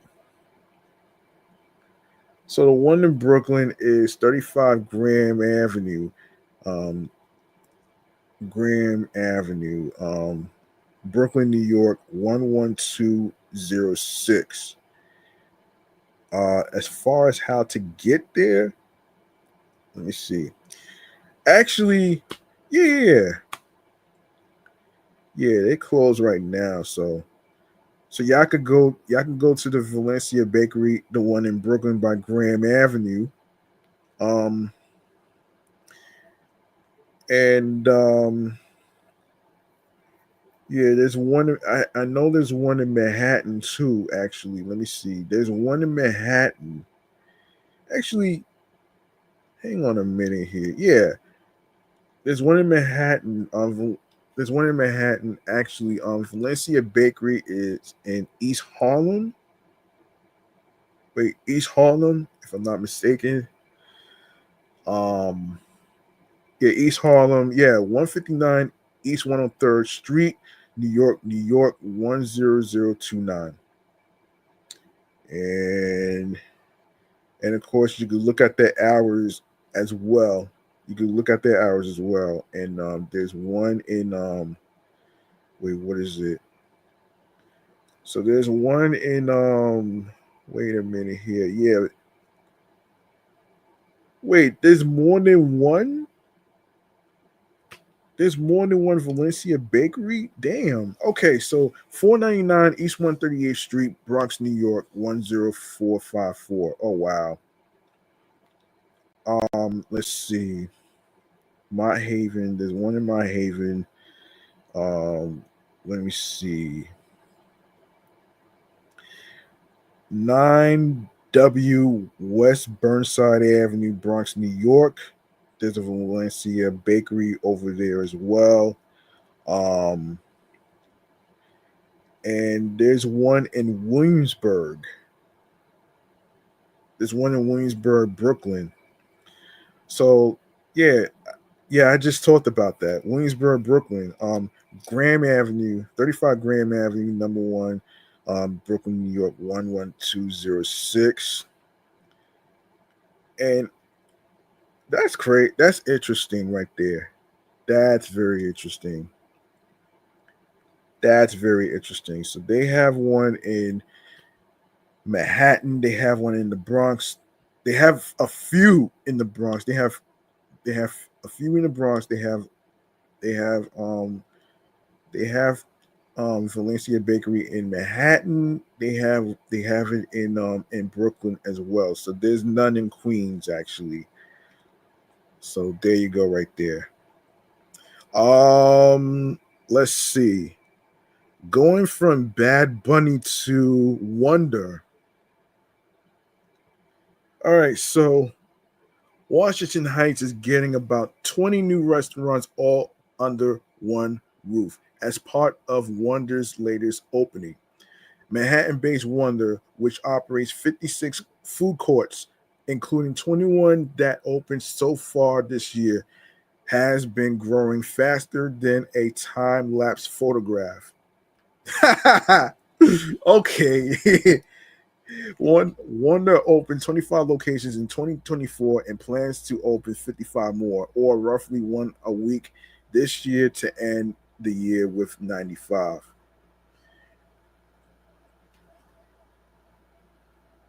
They are holding a grand opening today for their latest food court at 3780 Broadway in the Washington Heights section of Manhattan. The ribbon cutting is scheduled for 4:30 p.m. with wonder gifts and samples for the first 100 guests and dancing at 5 p.m. from um, Few Few Few Urza Dance Studio. The company, which opened its first location on the Upper West Side in February of 2023, has since acquired Grubhub and Blue Apron and continues to raise funds and expand as it eyes going public. Consumers in one order can choose from a wide range of foods, price points, and options from a menu of restaurants rather than dishes through the Wonder app.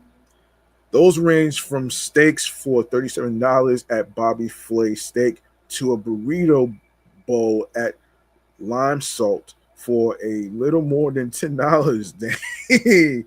Wow.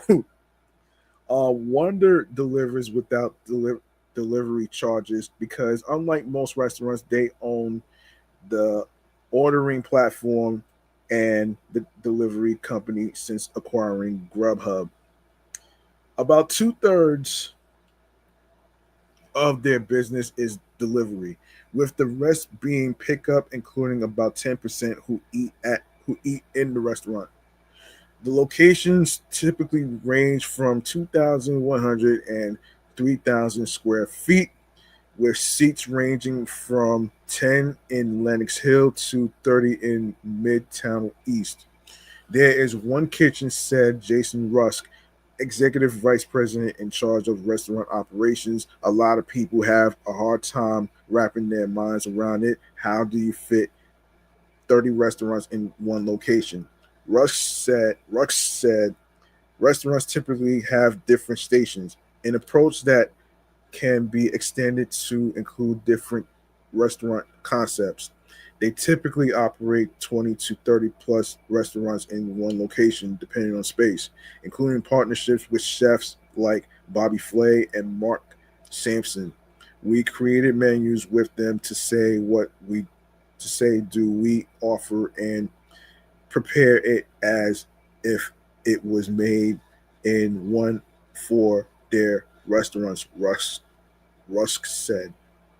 They also partner with regional restaurants that don't have a national footprint, such as um, Tejas, Tejas Barbecue in Texas. Is it Tejas or Tejas? However you pronounce it. Um, yeah, barbecue in Texas. Maydan in Washington D.C. and the Barrio Cafe in Phoenix, Arizona. And they developed their own brands in house. We end quote, we have great chefs on staff in our kitchens that are curating menus as well, like Royal Greens. Rusk added. Our team of chefs help create help create the lineup for that. The Wonder app lets you order various types of food with the order fulfilled through one delivery. With DoorDash or Uber Eats, you can only order from one restaurant, one cuisine type at a time, Rusk said. Our Wonder app lets you order across multiple restaurants in a single delivery.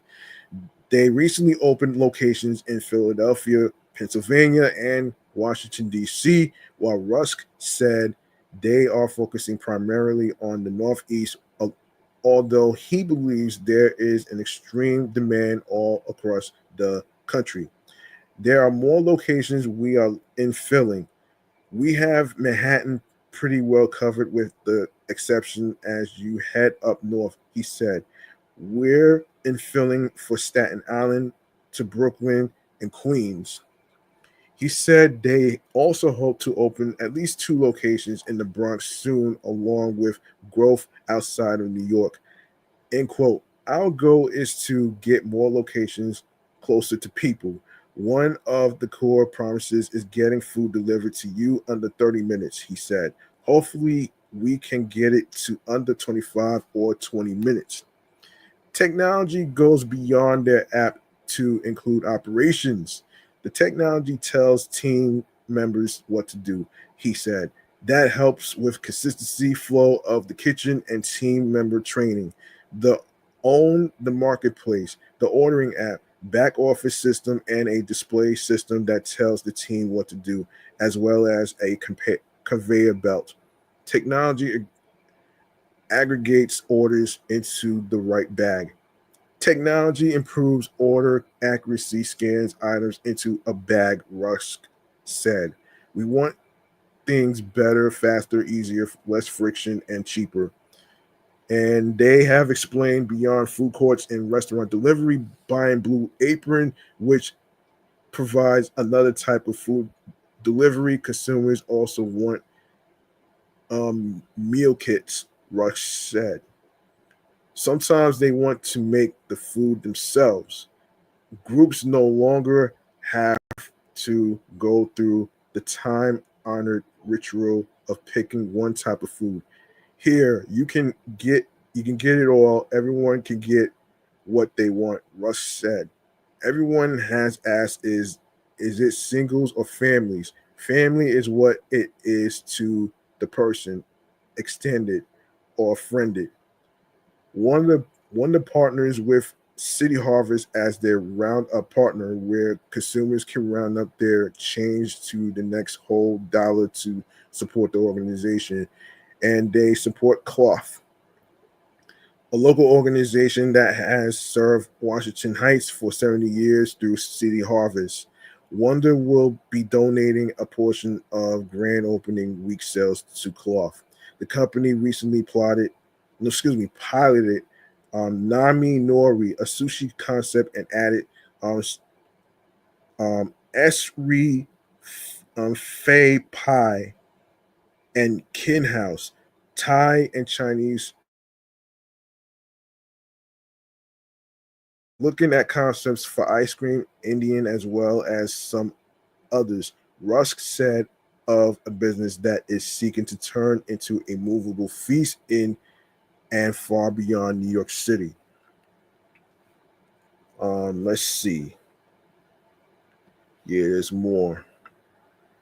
There is more actually. There is more. Okay, so we have we have another restaurant that we gotta talk about here, and this one is in Bushwick, Brooklyn. Okay, so from Bushwick to the East Village, Ops Pizza's debut second location. Okay, Mike Fadum did not set out to be a restaurant owner and chef. He spent years working in the music industry while picking up shifts in restaurants on the side until his job slowly became the main gig. End quote. I worked in music for a long time and kind of worked in restaurants on the side. And at some point, I decided to make this the focus of my career, said Fadum, co owner and chef of Ops Pizza. Nearly a decade after co-founding Ops, the sourdough pizzeria that became a Bushwick favorite, Fadum has opened a second location in Manhattan's East Village. End quote. We're in a really big city, and we just thought it'd be cool to reach more people, Fadum expressed. Fadum grew up in St. Louis, Missouri, where pizza nights were very important to his family. His dad, being obsessed with pizza, would often pile the family into the car to try out new spots around the Midwest.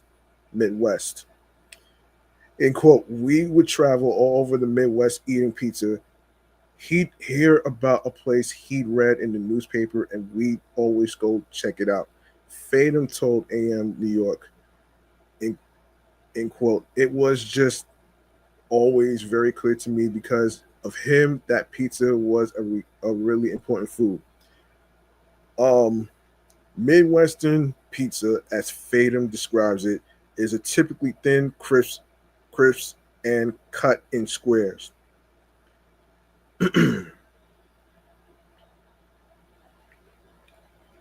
Let me see.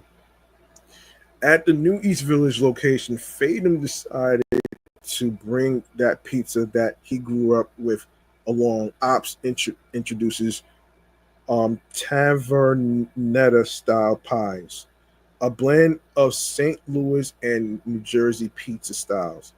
The Tavernetta pie started when Fatum and Ops chef RJ first bonded over their shared love of the pizza they grew up eating. RJ in New Jersey and Fatum in St. Louis.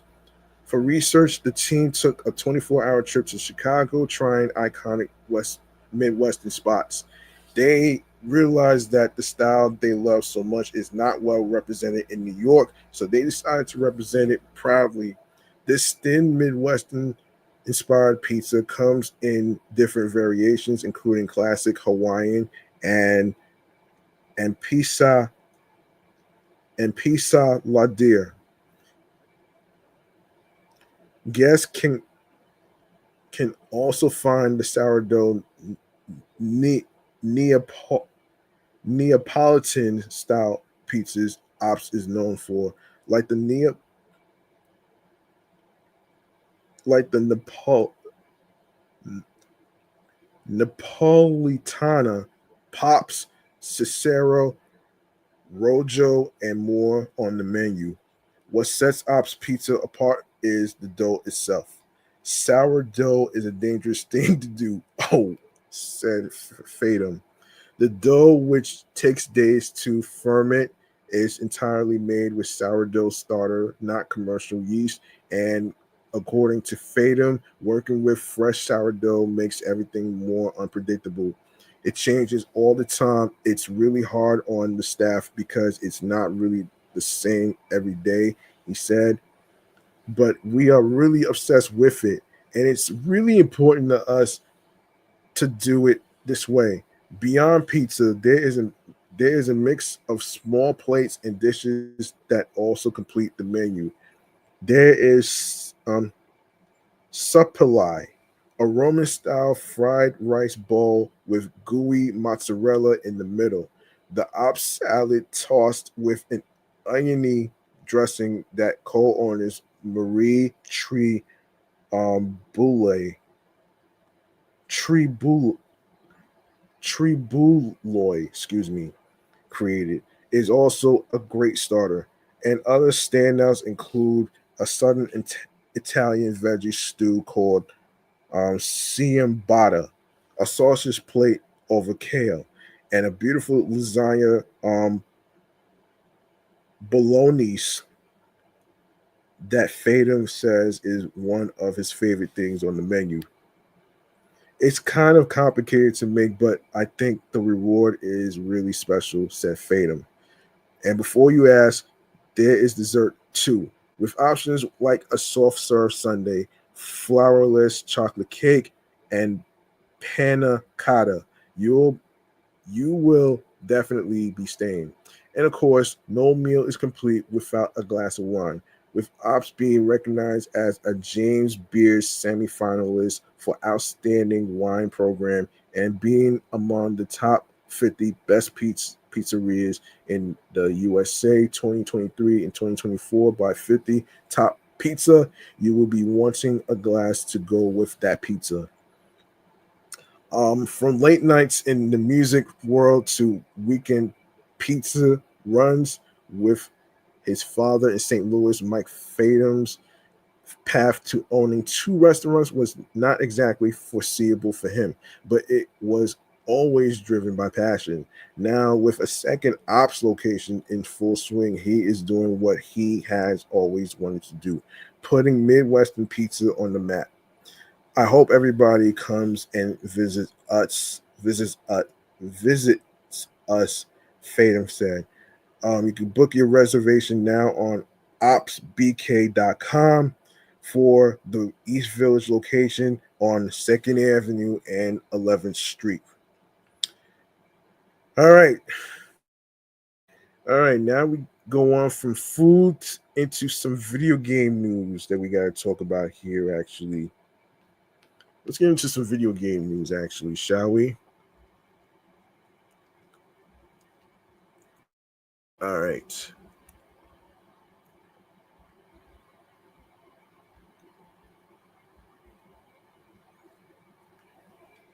All right. So, some video game news that we got to talk about here. All right, let's get it. Let's see.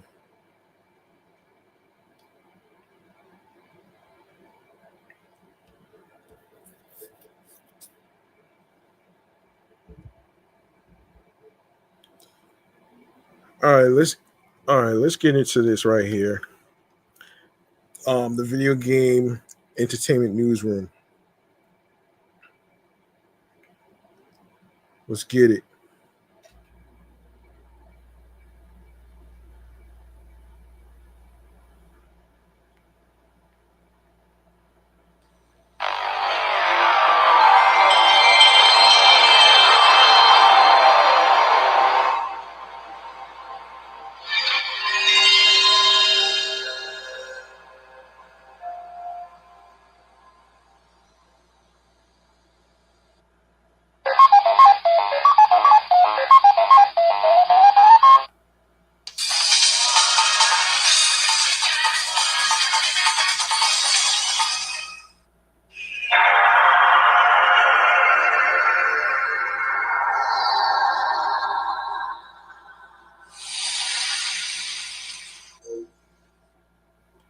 All right, let's get into um Battlefield 6. Okay, let's get into it here. So, actually, yes. Actually, yes. So, according to Variety, French video game publishing giant Ubisoft its first quarter earnings this week, revealing lower than expected net bookings, 282 million in euros, which is which the company attributes to weak performance for Rainbow Six Siege, and in part due to an unfavorable foreign exchange impact. On a more positive note, the company says March release Assassin's Creed Shadows has now crossed 5 million players. 5 million players. I'm not kidding. 5 million players. During a call with analysis, Ubisoft co-founder and CEO Yves Guillemot expanded on changes to internal structure at Ubisoft following the recent appointment of senior leadership at the company's new subsidiary. End quote. We also continue to make meaningful progress on Ubisoft's transformation by outlining a new operating model built around business units called creative houses. These units will reflect our diverse types of gaming experiences and will allow for enhanced quality, focus, autonomy, and accountability. Over time, each of these creative houses will boost creative vision and business performance. Um, so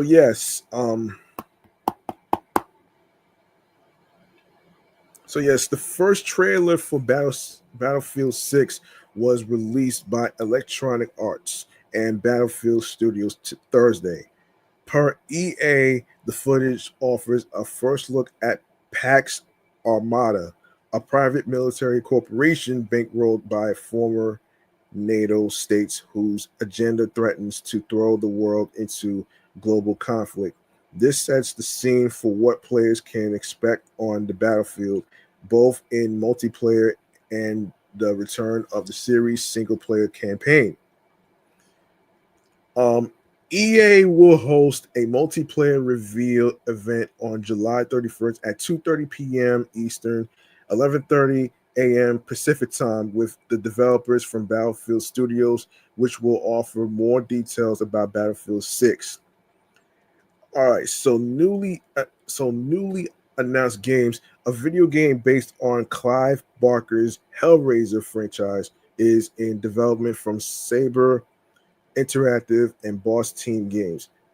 Titled Clive Barker's Hellraiser Revival, the single player survival horror action game marks the first ever video game to be exact, based on the horror stories. The game will put players face to face against the legendary Pinhead, with actor Doug Bradley returning to the role for the first time in nearly 2 decades. Oh shit. The Hellraiser game will launch across PlayStation 5, Xbox Series X and S, and PC via Steam. End quote. Working on the first true Hellraiser game has been a venture deep into the recesses of my darkest imaginings, Barker said. The dedication that Saber and Boss Team Games have shown is nothing short of remarkable. They've immersed themselves in the Hellraiser universe, capturing its essence, the seductive pull of suffering, the beauty within the grotesque, and forge a narrative that invites players to step beyond the threshold. I'm eager for both the curious and the damned to experience this new chapter in the Hellraiser mythos, where every moment balances on the brink of nightmare and revelation. Saber Interactive CEO and co-founder Matthew Karch added, in quote, Hellraiser is a quintessential horror franchise and lends itself perfectly to a video game. Saber has had success with horror IPs in the past and working alongside Clive to create tense gameplay and a new story that delves into the twisted depths of pain and pleasure has been a real treat. We look forward to opening up the gates of hell. Oh shit. Gates of hell. That can't be good. Damn. Netflix has partnered with Spotify ahead of Friday's launch of Happy Gilmore 2 for an interactive golf inspired gaming experience on Spotify.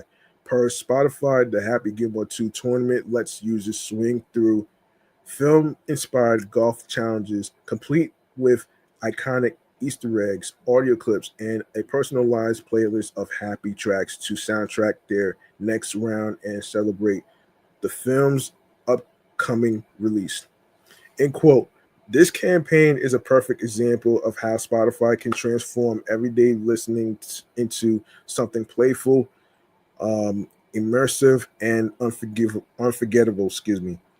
Spotify head of North America sales, Ann Piper, said, by blending interactivity with personalization, we created a fan first experience that not only brought the spirit of Happy Gilmore to life, but also showed how brands can show up in culture in ways that feel meaningful and fun. Fortnite maker Epic Games released a statement Wednesday in response to the UK's Competition and Markets Authority new roadmaps assessing regulation for Apple's App Store and Google's Google Play Store. End quote. We can't bring the Epic Games Store to iOS in the UK this year. And Fortnite's return to iOS in the UK is now uncertain, Epic said Wednesday. The CMA, the UK competition regulator, is choosing not to prioritize opening the mobile ecosystem to alternative app stores this year in the roadmaps for Apple and Google that were released today.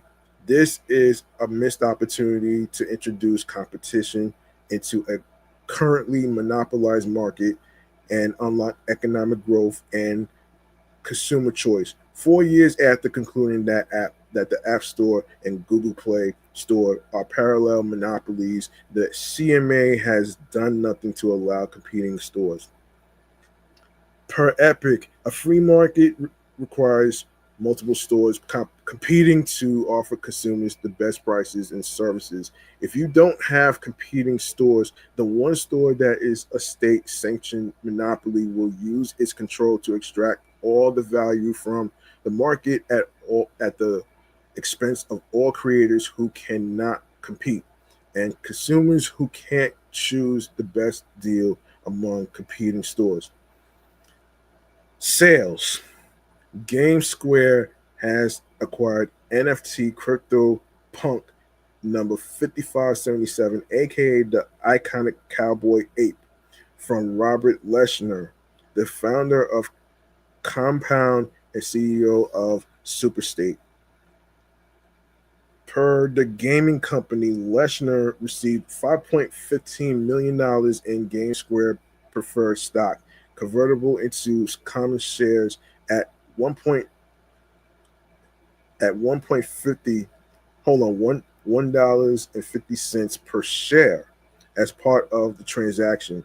This isn't just our first Grail NFT. It's a signal of how we're thinking differently and expanding our existing footprint in digital culture by building a next generation media company with crypto in its DNA. GameSquare CEO Justin Kenner said, "We believe in DeFi pioneers like Robert Leshner, one of crypto's most respectable investors. We're proud to have him on the cap table and even prouder to have the cowboy ape in the family."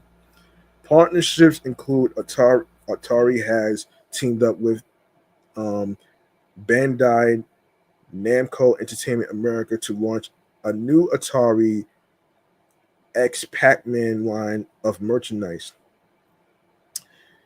Per the companies, the collection celebrates the long history of collaboration between the two iconic brands and fittingly comes as Pac-Man marks its 45th anniversary since debuting in arcades. Products will include colorful ghost joysticks, a vibrant yellow Atari 2600 plus console, an all new Pac-Man game, and much more. End quote. We're thrilled to be collaborating with Bandai Namco once again. They are an iconic partner with a shared passion for gaming history. Atari Vice President of Strategic Operations Matt Barnett said, "The Atari X Pac-Man collection is a celebration for fans of classic games, unique hardware, and the timeless appeal of the Pac-Man franchise. This collaboration honors our legacy together, bringing something truly special and rare to fans and collectors alike." Delays. Splitgate Studio 1047 Games announced its free first-person shooter game Splitgate 2 will be returning to beta, and as a result, the studio will undergo a new round of layoffs. Shit. That's fucking insane, man. Rebuilding the core experience isn't a quick fix. It's a long-term commitment, the studio said in a statement posted to X Thursday. To give ourselves time to build the Splitgate you deserve, we've made the incredibly difficult decision to reduce certain roles and shift our resources to focus on this rework. This is heartbreaking. These are our teammates and our friends, and they helped build what we have today. They are receiving severance and job placement support, and we're committed to doing everything we can to help them through this transition. We hope to bring them back when we can. Psychological horror game Ludo has launched from Broken Bird Games and Selecta Play. You are trapped, but it is your home, your mind, or something much worse. Reads the description for the game. Ludo blurs the lines between reality and nightmare as you search for a way out. Every step draws you deeper into a maze of sorrow, memory, and madness. This is more than a horror game. This is a story about death and what comes after. The game is available now across PlayStation 5, Xbox Series X and S, and PC via Steam and the Epic Game Store. Developer and publisher Tripwire Interactive released horror game Killer Floor 3 on PC via Steam and Epic's Game Store. PlayStation 5 and the Xbox Series X and S console systems Thursday. The game is available digitally on all platforms for $39.99 for the standard edition, $59 for the deluxe edition, and $79.99 for the Elite Nightfall edition, and is available physically on PlayStation 5 and Xbox Series X and S as a standard edition with a MSRP of $39.99 for selective retails. Selective retails. Okay. Yeah.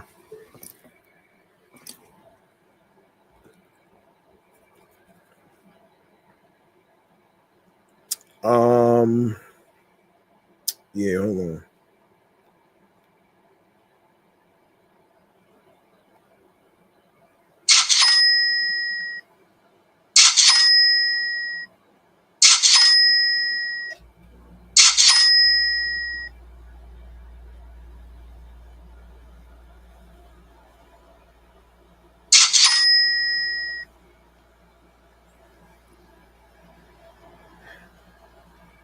All right. Per the game's description, the battle for survival against Horizon and their Zed army begins today. Join Nightfall to protect the future of humanity and make every Zed dead. Okay. Okay. All right. I want to go to. I want to go to. I want to go to this one right here. Actually, you know what? Let's go to some video game releases that's going to be happening in hang on a second here.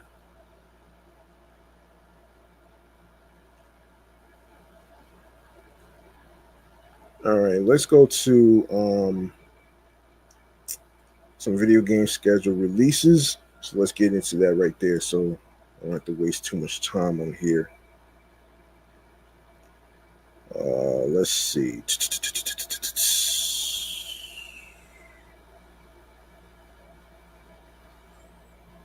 All right, so let me see. So let's go to the month of let's go to the month of August right here. All right, so I'm gonna go over some games for the month of August. So we have the Rogue Prince of Persia. We have we have Demon. Hold on, August. What? Damn. Damn. Wait a minute here. Wait a minute here. Let me see something here. This should be. Hang on a second.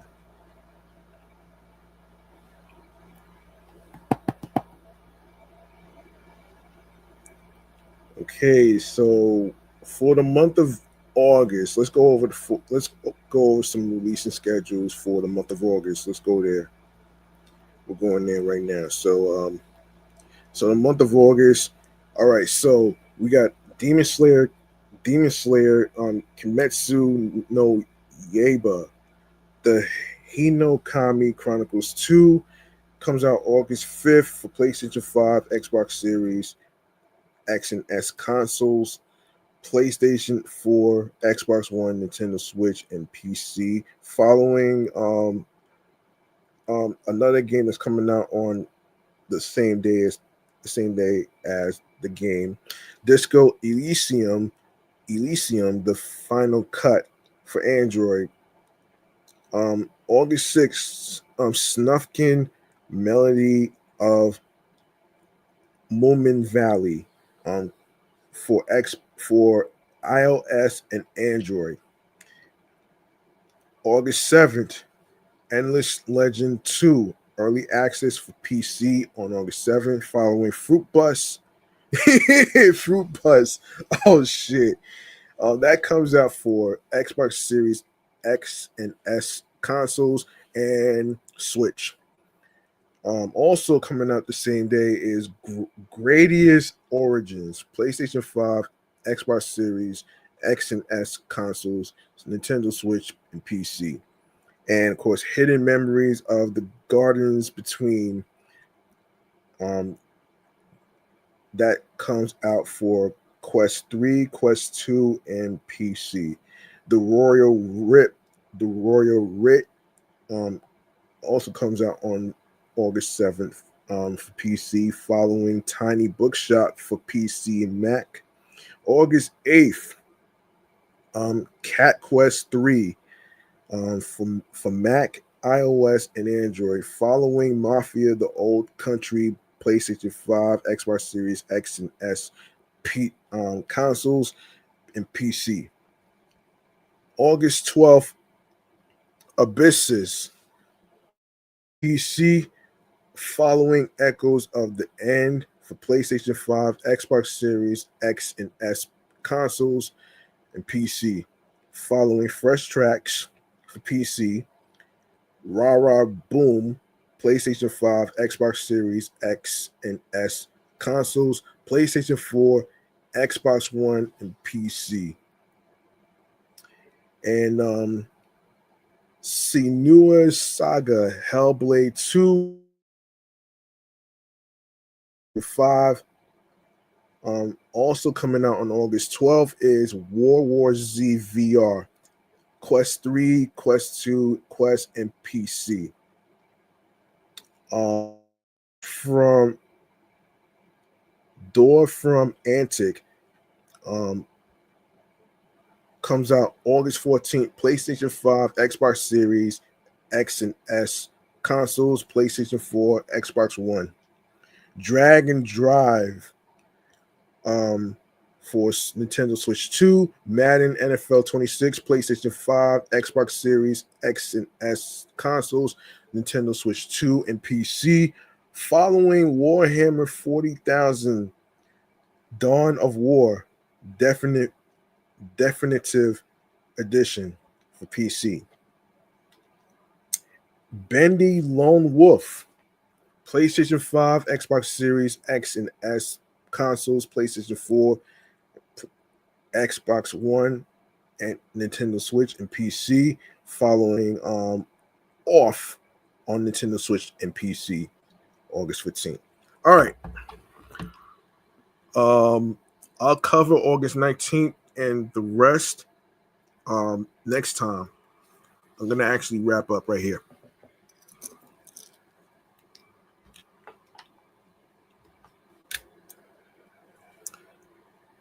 All right, we'll wrap up right here, actually. So, hold on.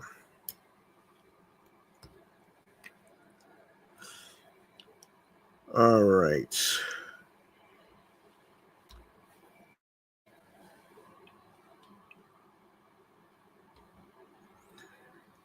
All right, we're going to wrap up here. Hold on a second.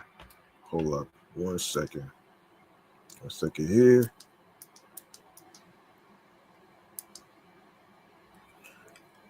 Damn.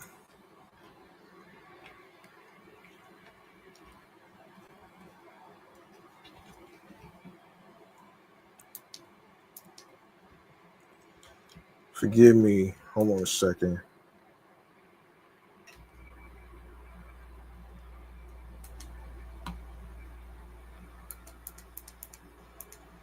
Yeah, sorry about that. All right, we're gonna wrap up right here, right now, actually. So let's the hell's going on here? Okay, damn.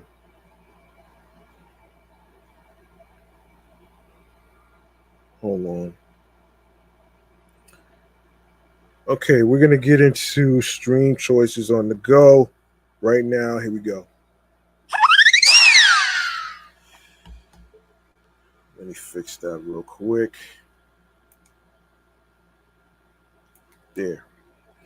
All right. Make sure you follow Off the Meat Rat Chainz New York Avenue podcast, the comedy space for a little sense of humor and a little bit of relief on Bluesky Social, alongside with Facebook, Threads, and of course Instagram.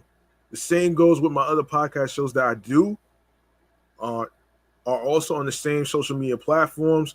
You can also follow. You can also follow my Sports Edition show, Excellent Fun Vibrant Talks podcast, and also if you missed out on episodes 95 through 100, please make sure you catch up and check out those episodes, and of course share it with your friends and everybody else in between.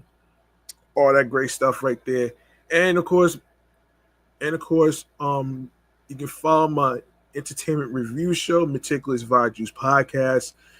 It's also it's also on the same social media platforms as well as Instagram. You can also follow your host with the most, G Money Stacks 555 in Queens, New York. It's the same username as it is. It's the same username on Threads as it is on Instagram. So there you go. Um, Hang on one second. All right, so if you go to the link in bio, you're gonna see a whole list of streaming platforms where you can listen to audio episodes and stuff. So I'm gonna go over it with you as you go click on the link that says Linktree / G Money Stacks 555. You're gonna see a whole list of streaming platforms that you can listen to the audio episodes, and of course, visual is included. Starting with Odyssey, Audible, Audioburst, Amazon Music, um, Apple Podcasts. Make sure you leave a 5-star rating alongside with a review, because it really helps a podcaster host like myself to create more topics, more content, and more episodes. And of course, the show is also on Castbox FM. These are listen notes. Um, Hold on one second.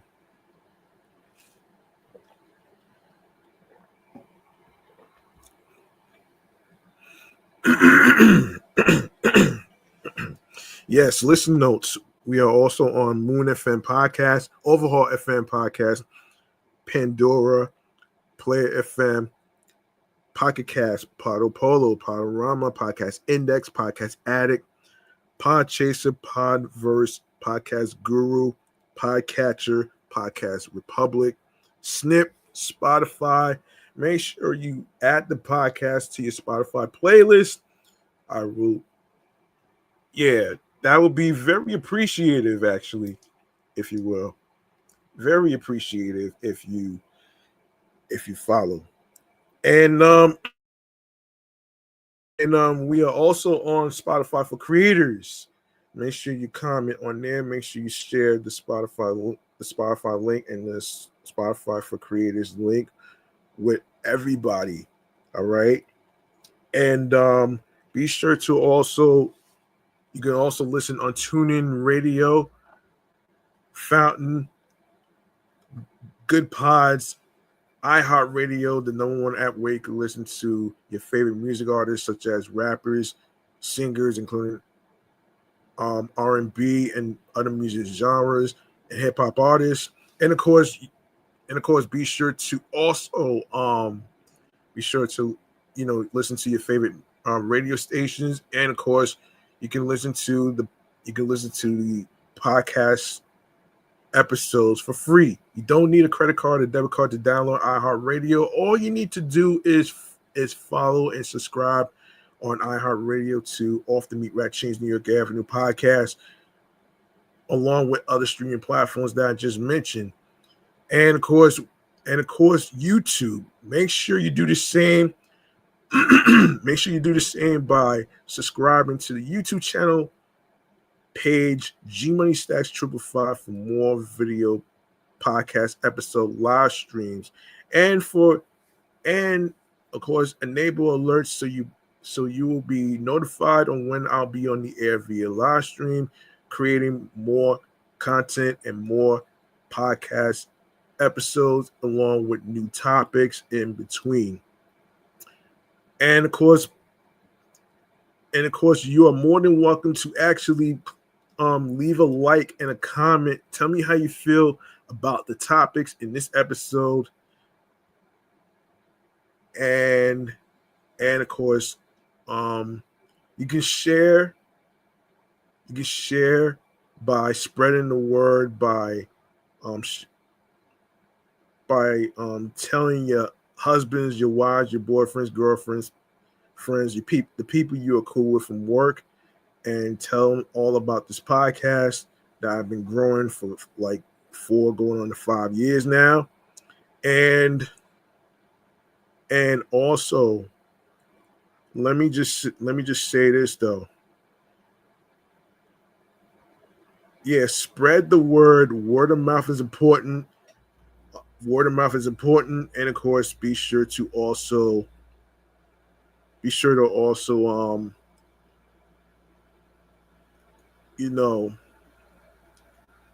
like I said, enable alerts. Be sure to also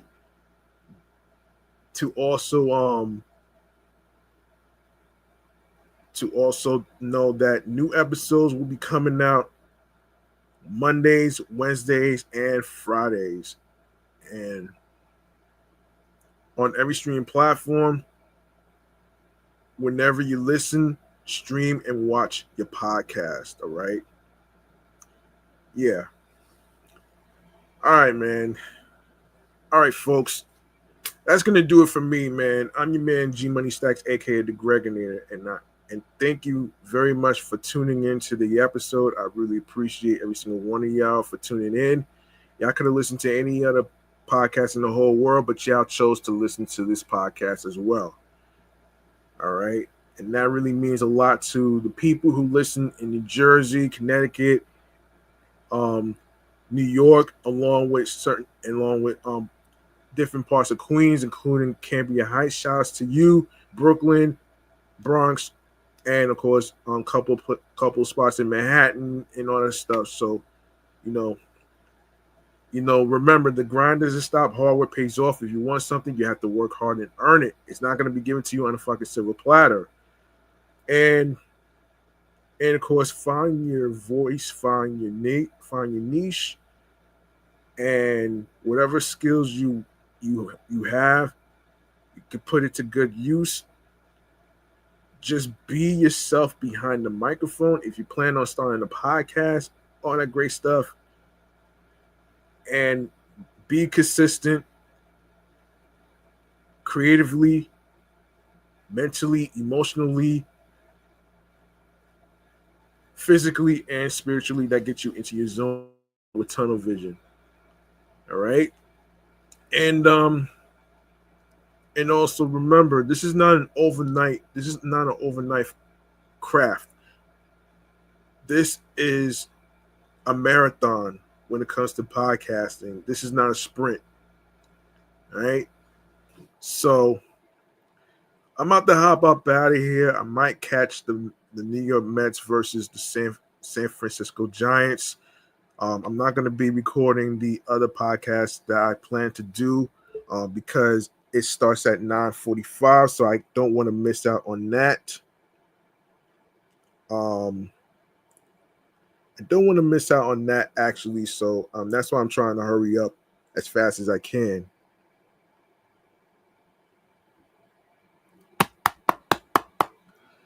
That's why I'm trying to hurry up as fast as I can. So please forgive me.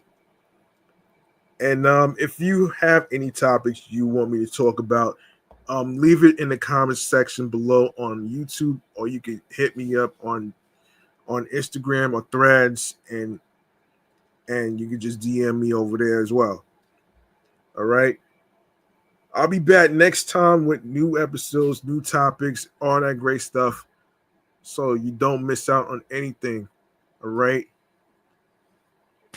I'll see y'all on the flip side. Make sure y'all stay cool in your homes, whether you have central air. Make sure you have air conditioning in your rooms, whatever it may be. Make sure you have your water, your ice creams, your Italian icings, your popsicles, whatever you have to keep yourself cool, so you don't have to worry about anything else. So there you go, right there. All right, I'm out of here. Peace and one love. Be careful, be safe out there. Like I said, man, if you're looking for cooling centers in your neighborhood near you, all you gotta do is call 311 and go to. Let me just put it up on the screen real quick. Actually. Let me put it up on the screen real quick. All right. If you're looking for cooling centers, all you need to do is basically call 311, or you can even check out this website at www.finder.nyc.gov/cooling centers. All right, they'll give you a list of cooling centers in your neighborhood near you, and if you most importantly, if you're using a hydrant or whatever, it's best to get a cap. It's best to get a sprinkler cap. All right. So just be careful with the fire hydrant whatsoever. So just be careful out there. You know what I mean? Yeah, be safe, stay liquid, stay hydrated, all that great stuff. I'm out of here. Peace and one love. Good night, everybody.